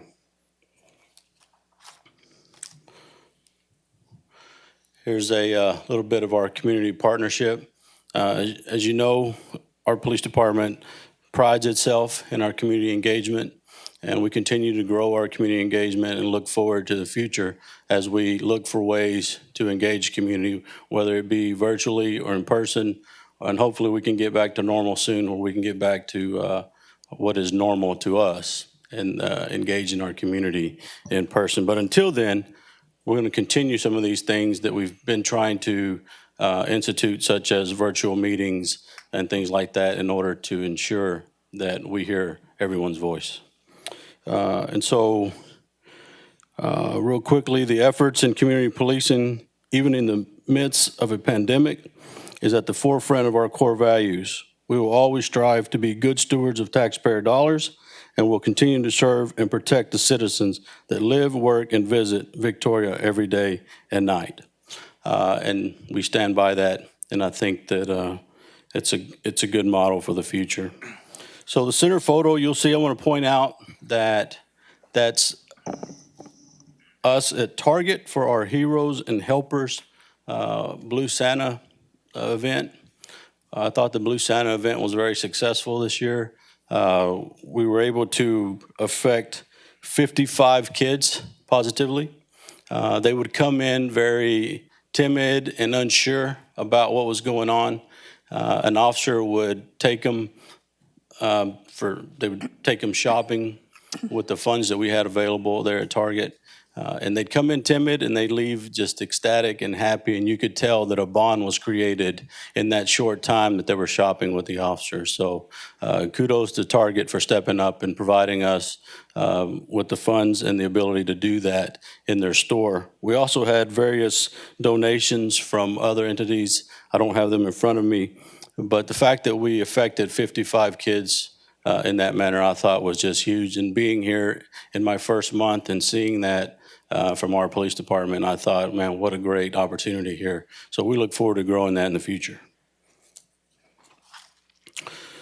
So we have our annual report, key benchmarks.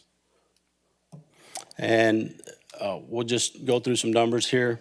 And so the calls for service in 2019, as you can see, were 93,487.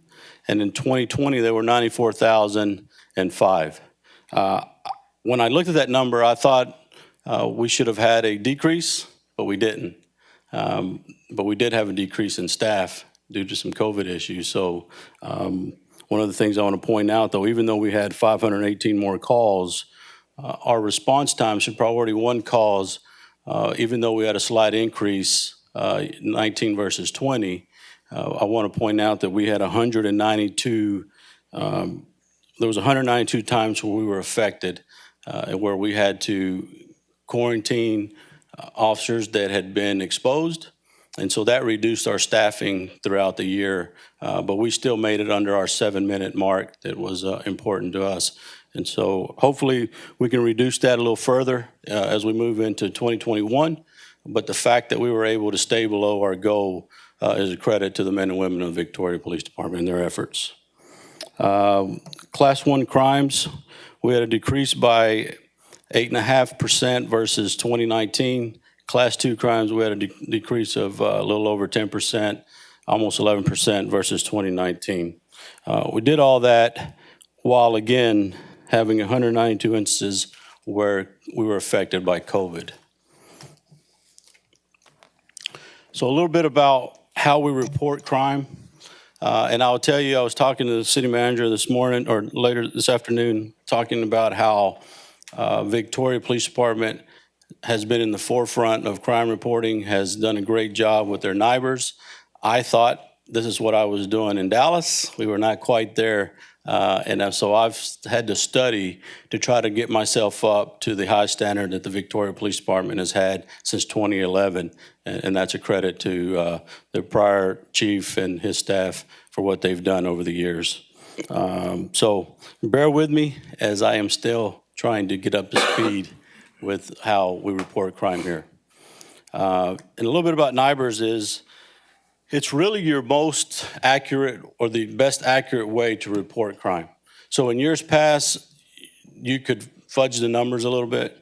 And I know that there was a time in Dallas, where I come from, that the Dallas chief got in trouble for the way crime was being reported. And it was like that across the United States, where numbers were being fudged a little bit because they were taking instances where in a group setting, if there was a shooting, everybody should be a victim to that offense.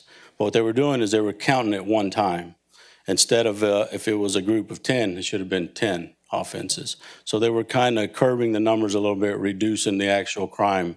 And so that's why the federal government has gone to a NIBRS system.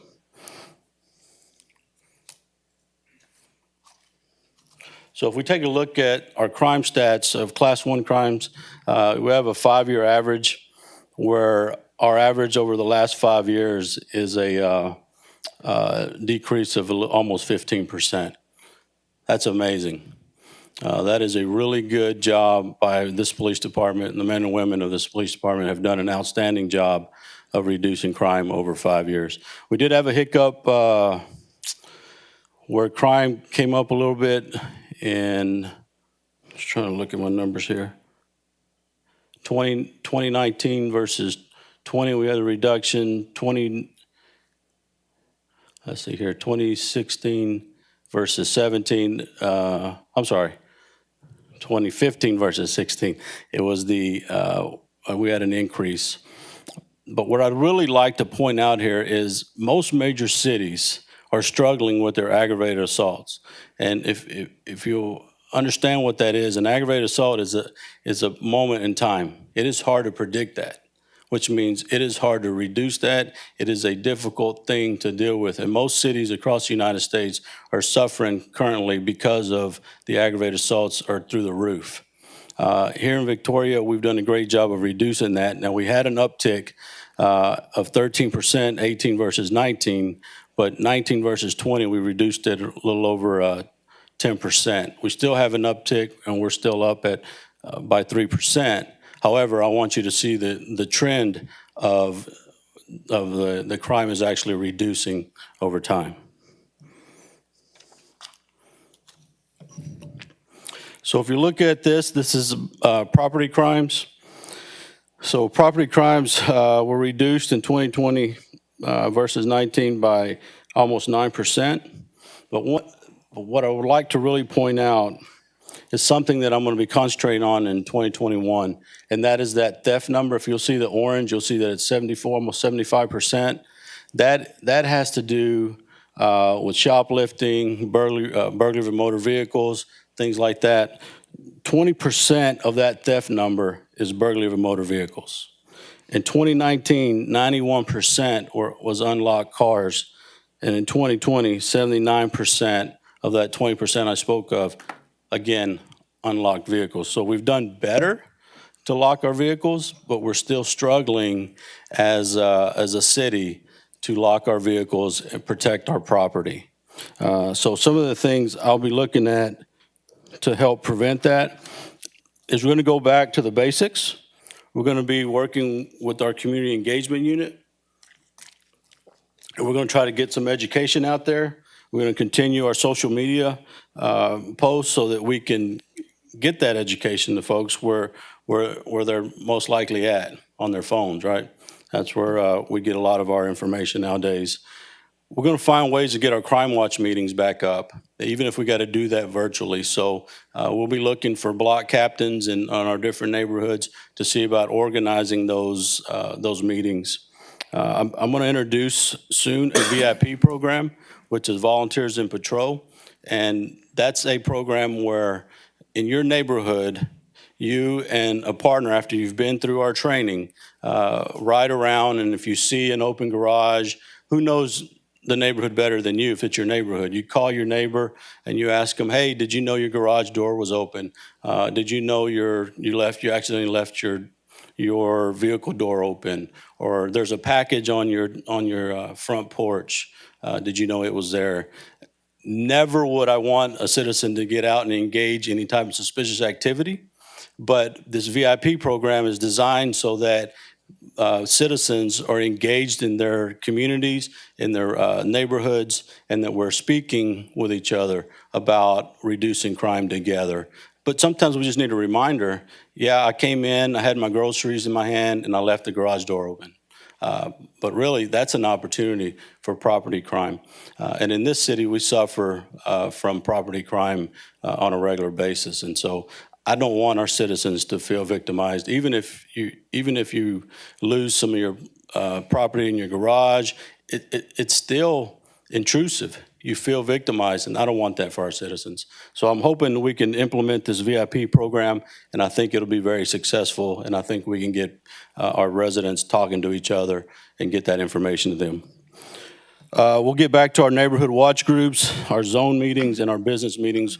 That's another thing I want to get going again, is having those contacts with businesses, understanding that we want to address any elements that are affecting our local businesses and helping them be productive and prosperous as well. And the last thing they want is any type of crime on their property. So those are some ideas I have for reducing property crime. So these are our class 1 and 2 crimes together. Our total decrease in all crime was a 10.8%. And so we did have a little bit of an increase in our class 2 crimes, but that's because we include in class 2 crimes our DUIs and our drug offenses, and those are where our officers are very proactive making those arrests, and those numbers get included into the overall number, so the class 2 offenses come up at times. And if any time you have a question about something, please feel free to stop me.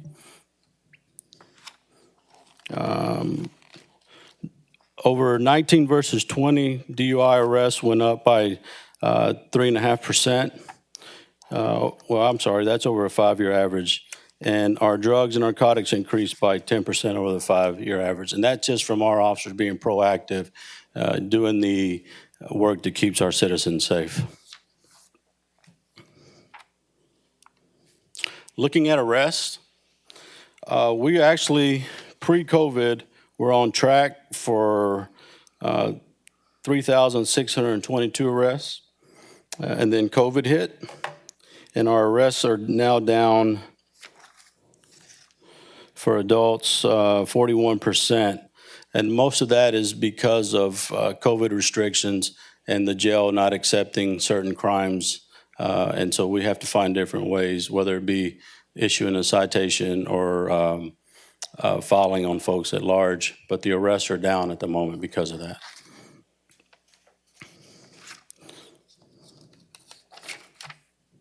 So we got a quick snapshot of COVID, and we pulled data so you could see the difference that COVID made. So the data is pulled from March to December to show a better breakdown of how COVID affected our overall numbers.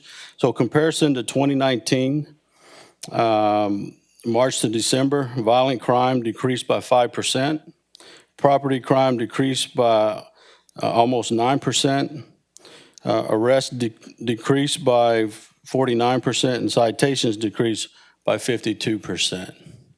But our call load did not decrease, however, so we were still pretty busy.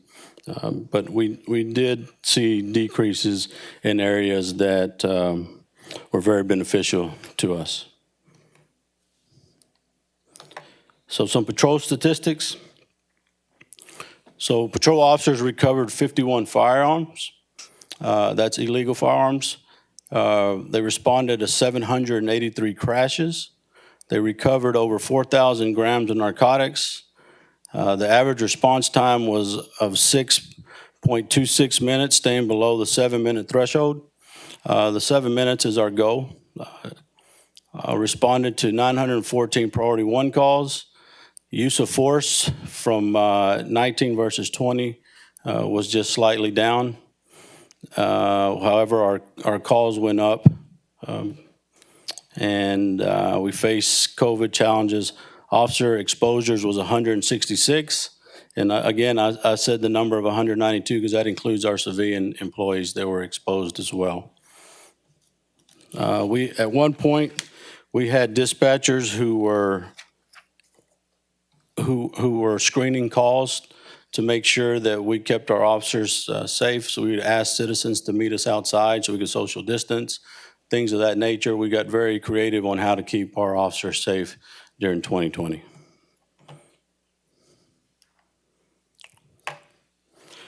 Traffic crashes. I include this because one, I'm a former traffic commander in Dallas, and I see the tragedy and the devastation that crashes cause to families.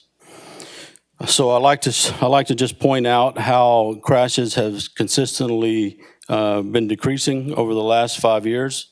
And some of this we contribute to, obviously, our COVID shutdown would have had something to do with it.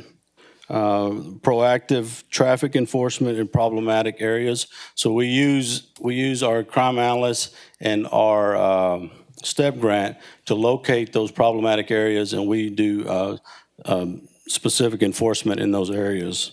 And also, we have some infrastructure that has helped us, including medians and lights and the opening of Plácido Benavides, that have helped us reduce those crashes.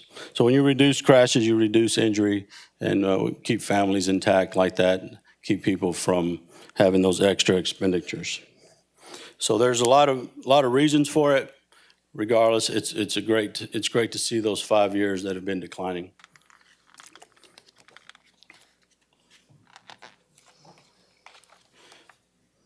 I'll go back just a second. I want to talk about citations. In 2019, we issued 5,290 citations.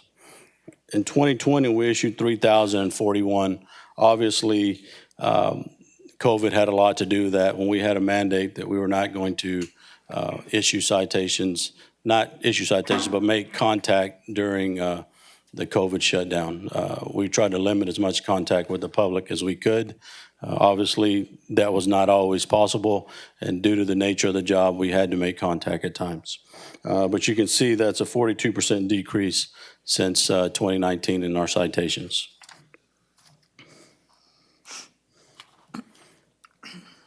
So now we get to the investigative side of the house. And looking at this, you can see our staffing numbers in the investigation side of the house. Our investigators have a low average of 14 cases a month in some areas, and as many as 65 cases at a time in a month. So they stay very busy. We closed, in 2020, we had 5,285 offenses to investigate. We've been able to successfully close 2,502 of those cases.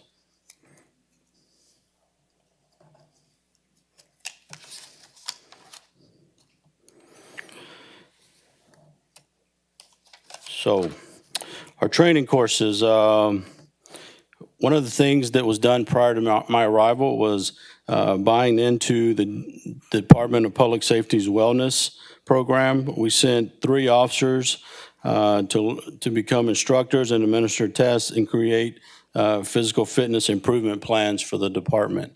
Those are still being worked out. We're still working that direction, but I thought it was an outstanding way to get our officers involved and get our officers physically healthy as well.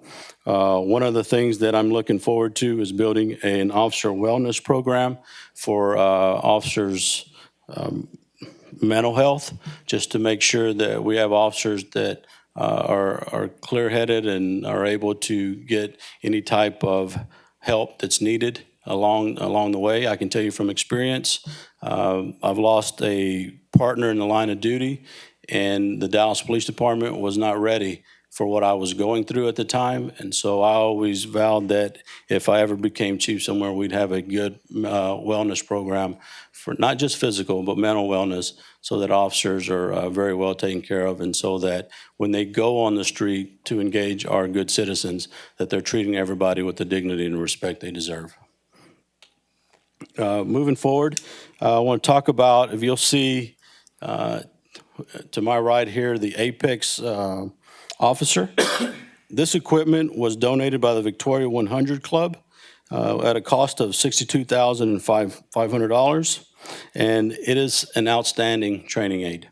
I went through it a little bit today just to make sure that I had a good foundation to speak to you about it, and I can tell you it got my blood pressure up, it got me thinking, it got me feeling like I need a little more training, but it's what it's about. Because it gives you the opportunity to have any type of setting that you can come up with, whether it be an active shooter in a school, whether it be encountering a burglar, a family disturbance, anything like that. And it also helps with recognition of what's in somebody's hand And those things are very important to an officer, making sure their eyesight is keen, making sure they understand how to get to cover and concealment to protect themselves. And it's some outstanding training. And so that is going to be at our PD North. We're at the mall. We're going to utilize that facility for our training and recruiting area. And we're going to have our community engagement officers in there so that we can come out of the office and engage our community from that standpoint too.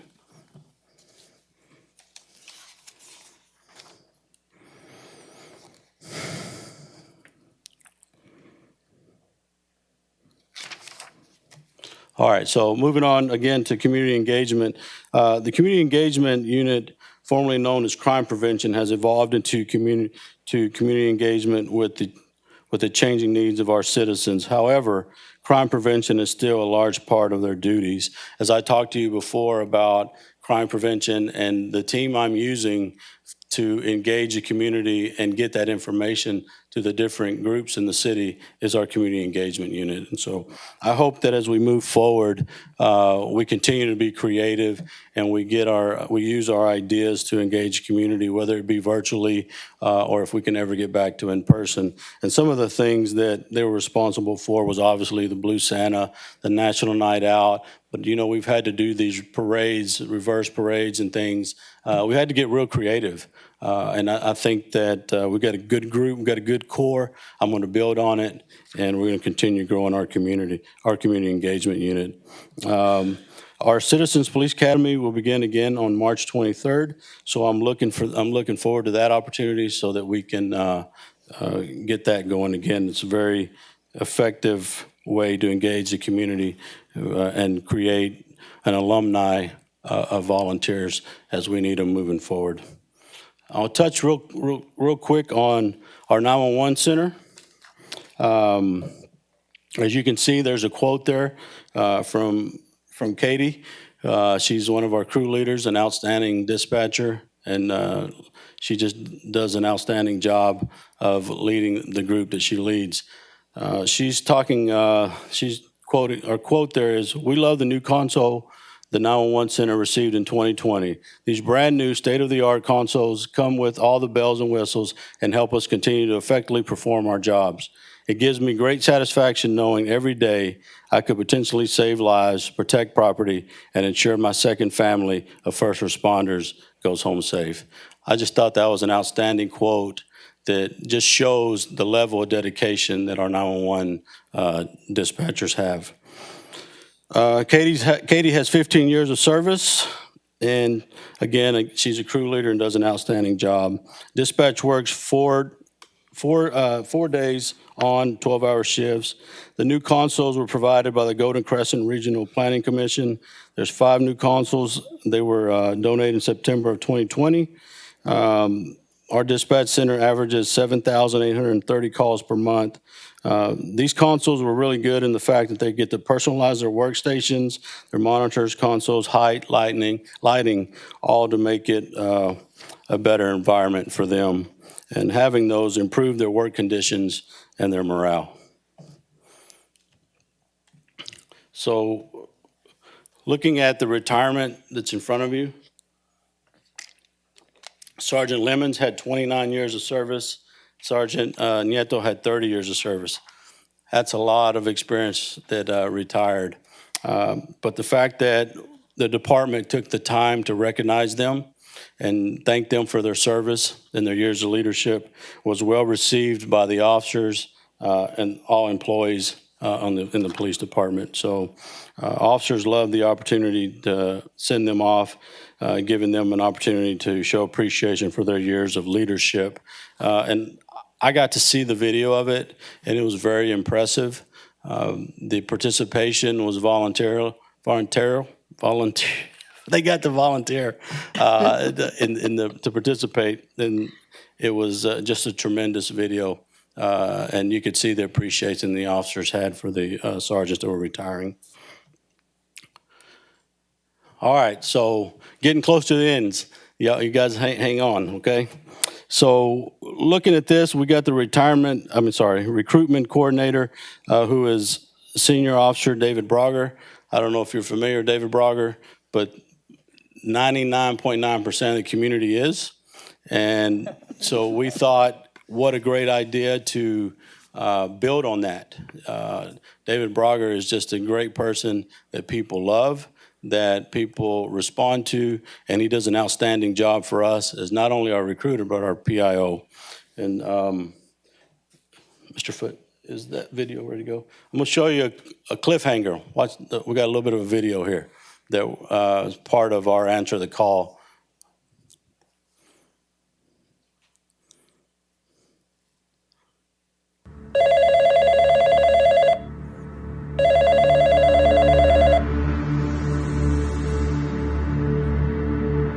Victoria 911, what's your emergency? I was just involved in an accident. Okay, ma'am, officers are on the way.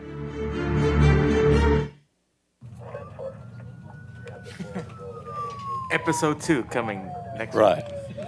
So I'll leave you hanging a little bit, but we've got a video that we're putting together to show start to finish. That we're going to be putting that out very soon. We're trying to work really hard in our recruiting and retention area. That is a number one goal for me. Back to why David Brogger is standing there saying we're hiring. He is going to be a cardboard cutout, and he is going to be placed throughout the city, and we're going to ask our citizens to take selfies and tag him or tag us in social media, hopefully get some good buzz by that, hopefully recruit some of our homegrown talent. And as we move forward, I think that'll be very beneficial. If you'll look in your program that I had placed on your desk, the very last page, there should be a QR code. And if you've been to a restaurant lately that doesn't supply menus, they give you that QR code. You turn your camera on, and it pops up in your camera window there, and you touch it, and it takes you, in a restaurant setting, takes you to a menu. For us, it's going to take us to join victoriapolice.com, so join victoriapd.com. And it's been updated. It's going to tell you what information you need on how to become a Victoria Police Department, and I think it's going to be very, very beneficial. So you'll see the cutout throughout the city. You'll get to, if you're interested, you can pull the tab with that QR code. You can take that with you. We're going to use that QR code also on our squad cars. We're going to place it maybe on a fender or something, so that if we're parked in public somewhere and you want to know about our recruiting, you can do that there. We're also placing the website information on our cars as well. We're going to use it as a recruiting billboard as they drive through town. So some good ideas there, I hope, to get us to where we need to be in our recruiting and retention. I felt sorry for the fire chief, and I said, hey, why don't you join us? Maybe we can have some type of contest to see who can recruit the best. So hopefully in the future we have police and fire cardboard cutouts throughout the city, and we can get our community excited about joining our public safety. Who would be the cutout for the fire department, though? Anyway, So I talked really fast, and I know I was not exactly on point on everything, but I am learning as far as the police department goes and what we're doing here in Victoria. 25 years of doing it one way, almost 25 years of doing it one way, and now I'm new to Victoria and happy to be here. But thank you for the time. I hope I didn't bore you too much. We're glad you're doing it the better way now. Yes, ma'am. I am too. Thanks for all your support. Thank you, Chief. Thanks, Chief. All right, so our last city manager report for tonight to wrap up public safety will come from our rock star municipal court administrator, Tiffany Toda. I don't know how I follow both of those, but so tonight I'm here to present the 2020 annual report for municipal court, and thank you so much for this opportunity, Mayor and Council. So our mission for the municipal court is promotion of justice through an impartial forum and ensuring that our legal rights of individuals are safeguarded and public interest is protected. Some of our goals, these are not all of them, but our highlights are access to justice, community outreach, and traffic safety initiatives, echoing what the two prior to me have mentioned today. And personnel development is very important for the success of what we do in the court. So we are, as of today, still impacted by the ongoing effects of the COVID-19 pandemic, as we all are aware. I know today we had some new orders come out, and we're still waiting on what our next direction will be. But beginning in March of last year, we were forced to close court, not have any in-person hearings. June 1st, they allowed us to have them through an operating plan. We were required to get that recertified in December, and they have still extended. Jury trials are not allowed to be occurring in person for municipal courts, at least at this point through April 1st. I've been monitoring my email all evening, waiting for new orders, and have not gotten them as of yet. So I was wondering if we were going to have something prior to tonight's meeting. So COVID-19 response. This time last year, I was letting you all know I was planning to do remote courts for fiscal year 2021, and then COVID occurred. So we were able to have those almost immediately starting March 23rd of last year, and today we are still having remote hearings continuously. We have very limited in-person proceedings for very limited reasons, one of those being a kiosk that we are using here in the chambers through a laptop. We have utilized text messaging notification to increase communication with citizens about what we're offering, court reminders, deadlines, due dates, and we've used our website to promote this initiative to allow people to appear safely to handle their matters. To comply with some of the requirements for the in-court or remote hearings, we also have to stream these live on YouTube, as people need to have access to that. And so with that, we have a YouTube channel for that purpose only at this time. And then we've also utilized social media to communicate a lot of these initiatives with assistance from communications, sharing those, to creating videos, to helping us promote some of those initiatives. So we've been more intentional in our efforts in communicating what we're offering. Some of the community engagement, while COVID-19 did have an impact on some of the things we were able to do, we were still able to successfully have several different events throughout the year. We did a mock trial that was streamed live on our YouTube channel. Thanks again to our Rockstar Communications team that came in and made that happen. Our judge partnered with some of our fine members of the police department to go into the school and teach the children. We had some items sent to us that they were able to use the DWI goggles for that initiative. Our judge, we had a Java with the Judge event where they were able to come meet the judge. There was city staff that showed up for that, as well as members of the community to get to know her on a more personal level outside of the courtroom setting. We also continuously have traffic safety material available in our lobby, and I've done several social media outlet. I know this says Fire Code Friday, and you're probably wondering why, because this is municipal court, but we've partnered with several of our departments. Fire Marshal's office is one of the ones we partnered with to have a educational outreach on some of the things they handle, but also some of the cases that are filed in municipal court. We've also done some things with code enforcement and animal control and some of the things that the police department shares as well. So we've been more intentional on our community outreach through social media. This is some of our caseload data. Continuously, we are seeing a decline overall in cases filed. These numbers were pulled based on fiscal year and based on filed cases as opposed to individual citations. Citations and arrests and other types of tickets that we get can have multiple violations on one ticket. So it may be different than what you heard the police chief mention just a moment ago, because they are based on numbers of cases coming through on each individual case. The chart to the left is a closure rate, and that's just to show that particular year. So for example, in 2020, of all the cases we filed, which was the 5,214, we closed about 50% of those. Closure means they're done. So that could be a dismissal through a defensive driving course or a payment in full, or a deferral or an acquittal where they're found not guilty for a violation. So that means 50% of those, as of right now, are still open with something pending, whether it's a court date, like a pending jury trial that we can't have right now, or some other matter. And so I pulled the last 2 years just to show, yes, we still have some open from 2019, and yes, there's still some open from 2018 as well. And that percentage shows how much of that is complete. This past year, I decided to pull numbers a little bit differently, so I don't have these numbers for fiscal year 2019 or 2018, but I really wanted to get a better picture of what cases we're getting. We had a uptake in animal control. I know 158 may not sound like a lot, but that's all the filed ones, and that we had a huge increase in that. Citations overall is a majority of what we receive, and that could be electronic tickets, handwritten tickets, and parking tickets.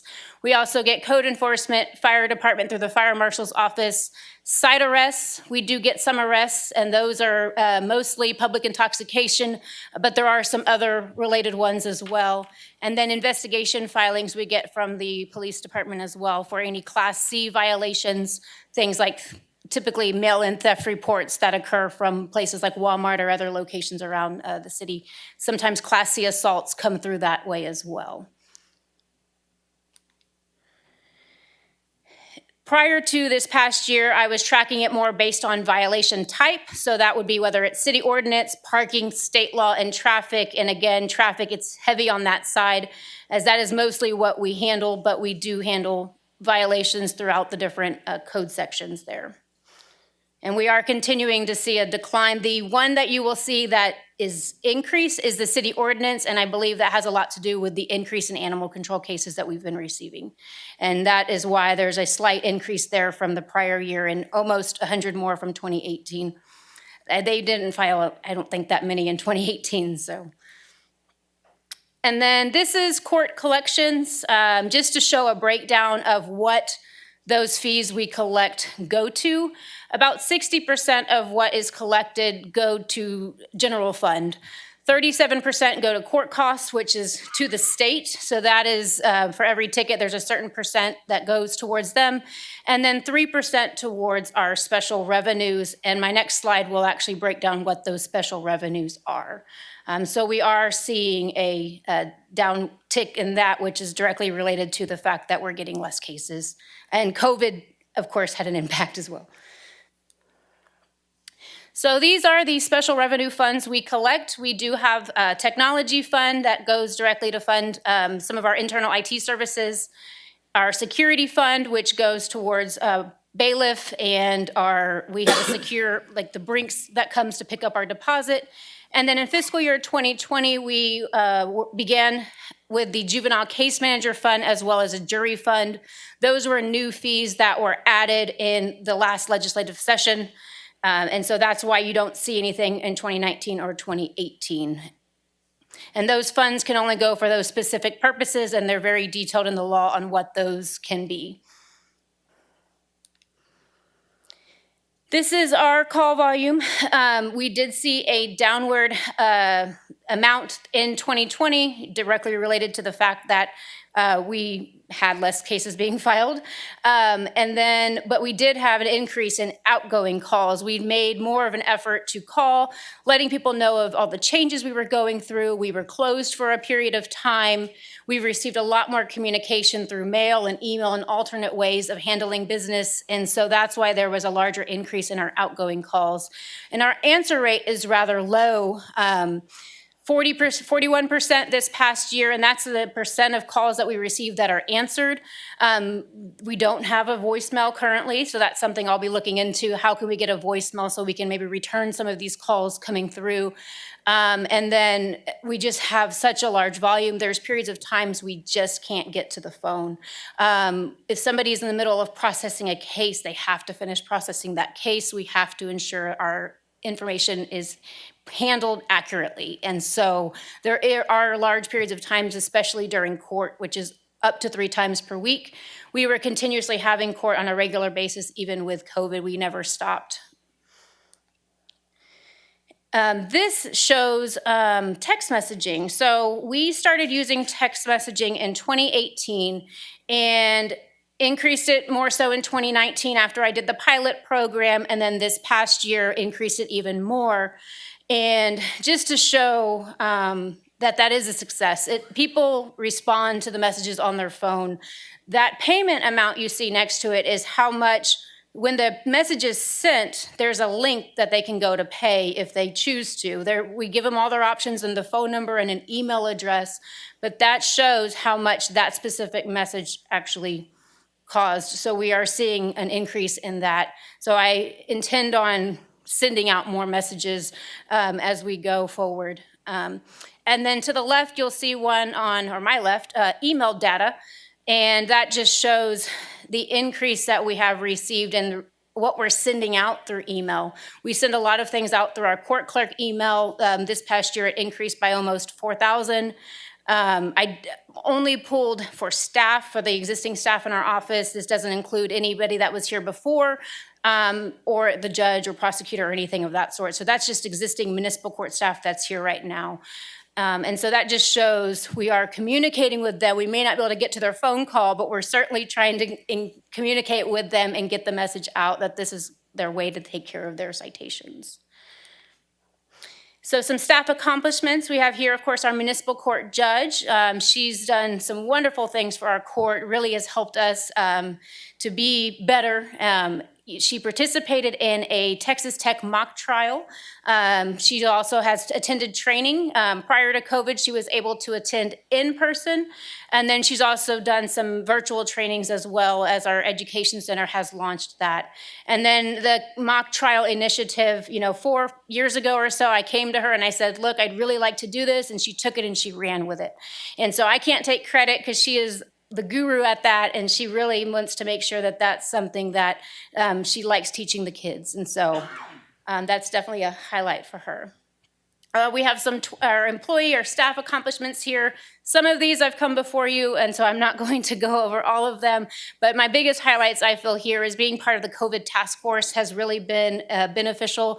I've been helping with the Helping Employees initiative within our city, internally with Daryl and HR, Cheryl and Mariah, and that has been a lot of, it's been rewarding to be able to be part of that.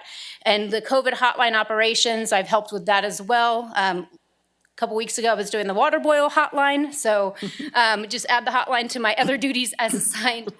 And then I've also been teaching for the Education Center since about October on eCourt. So I've been recognized, our court has been recognized as one of the leaders in the field for launching the remote court platform.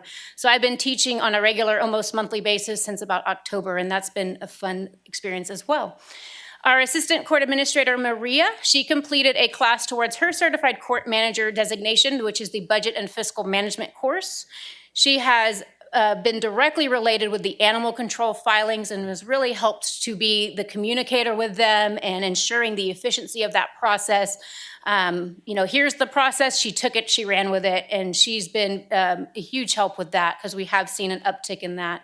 Webinar training opportunities, and also has assisted with the COVID hotline operations. Sylvia Rosas, one of our court clerks, has completed the virtual training seminar and also webinar training opportunities. And then Elizabeth Montez completed regional seminar, webinar trainings, and she recently graduated with a second associate's degree in December, and also has helped out with the COVID hotline operations. So these are some of my goals looking forward this year into the future. We've done all these things to help with access to justice during COVID. How can we continue to expand on that? We currently have an online record system where somebody can look up a case. It has a e-file system that attorneys could submit their documentation through. We're looking into something like that. We are working with IT and the police department to implement an electronic warrant interface. We wanted to do this last year, but we weren't able to just with everything that occurred. So it's still on our bucket list to have that process, and that just helps to streamline that process between us and the police department. a live chat solution, because as you see, we cannot get to every phone call. I have tried to figure out how I can link my Facebook Messenger to the website. I don't think that's possible. I don't get messages through there, but it would be nice because then we could respond to some of the calls we're getting. But some sort of solution that people can ensure that they're getting their message to the court. Continuous improvement of our eCourt platform and kiosk. Yes, we have something here where people can come and use court, but how can we get that everywhere where somebody can go pay a ticket at the grocery store or attend court somewhere else other than here? If they can't get to the municipal court, where could they go? So those are some of the things on my horizon on what I've been looking into. I've also worked with Katie a little bit to see if maybe she could help me find some grants for some of these opportunities. I think the kiosk would be a great platform, not just for court, but other reasonings. Some of our community engagement, we want to continue with the mock trials. I believe we will most likely now continue with it through Facebook Live. That was a huge hit. Traffic safety related programming. This is a simulator that you see. I've already been working with AgriLife to bring a DWI simulator to municipal court for Municipal Court Week. And I don't think we could have it here just because of space, so we may look to have that somewhere else. But just some other fun things like that. Hopefully things will open up a little bit here in the future. Collaboration with city events, that's something we always strive to do. This is actually at the Parks and Rec Halloween event. I did participate in the Southside Cleanup event. I try to be intentional in all of those community outreach efforts. There wasn't a whole lot of opportunity with COVID, but we did try to do what we could. And then community service initiatives. We previously worked with Keep Victoria Beautiful on community service opportunities for people to discharge traffic fines. We want to continue with that. I know I saw one recently is coming up in April that they're going to do. And then social media, just ensuring that we're continuous on that platform. So looking forward, I will have the next slide. I'll go a little bit more into detail about court of record, and I can answer questions you may have about that. Reorganization of the municipal court, just ensuring that we're utilizing our talents to the best way that we should, just an internal reorganization within the department. And then a courtroom facility assessment. I had this on my budget information last year. Now post-COVID, what is that going to look like? You know, this is not, I don't know what the new restrictions are going to be, and it's just something to take into consideration, you know, more space between each seat, things of that nature. I don't know how that's going to look. And I know that my understanding there's a building facility assessment that's going to be completed, and so that's something I've already mentioned about courtroom being included as I want to see that in the future. So court of record, we are intending on bringing to you a city ordinance about becoming a court of record. I don't have a target date yet for that. But this is an overview of what is a court of record. You know, essentially it gives us, right now we just have criminal jurisdiction and very limited civil jurisdiction over property hearings. So that would be essentially somebody has property that was stolen and they want their property back, then we have a hearing for that. But other than that, we don't have a lot of civil jurisdiction. And by becoming a court of record, that would give us more civil jurisdiction over specifically code enforcement or nuisance types of violations. So it really provides for a more just and efficient disposition of cases. Recording of court proceedings is required. We don't record proceedings now. And if we were to record them, then that person who had a hearing or trial would have a right to that recording. And we currently have, at least through this setup here, we would have the ability to record that setting. So that's not anything additional that would cost us, at least not at this time. And then enhanced jurisdiction and enforcement. And so this really correlates back to the code enforcement violations. There are certain chapters of the code that it covers, and it's involves junked vehicles. So it would give us the civil authority over junked vehicles to remove those, for example. It would also could potentially expand building nuisances or abatements, and also directly related with, I'm trying to think of what basically nuisance violations. So it would give the court the civil jurisdiction over those types of cases to have a hearing on that. And administrative functions and search and seizure warrants, it would give the judge the ability to issue a search or seizure warrant for say that is a junked vehicle or there's junk in the back of a house and code enforcement needs to investigate it, they could submit an affidavit and then the judge could review it and issue out a search warrant for them to look into that property. That could also work with fire department, the fire marshal's office as well. There are times where they may need to get a search or seizure warrant to go into a property. And by becoming a court of record, that would give the judge the authority to do that when the documentation is then submitted. And then also a reduction of appeals. This is not something that we see a lot at our court, but it does happen. And that's essentially somebody could just leapfrog the municipal court and have their case tried at county. That sometimes will happen with commercial driver's license holders because they're not able to do things to keep a moving violation off of their record, so they can appeal the case and send it over to county. Or if they're found guilty at trial and they want to appeal that decision, they could appeal it to county. Becoming a court of record would prevent those types of appeals and only allow an appeal to occur if there was an error that occurred at trial. And so that's really what the reduction of the appeals means. Does anybody have questions about court of record?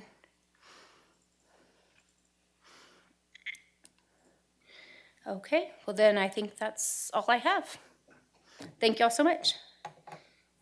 Thank you. Thank you, Ms. Toto. Appreciate it very much.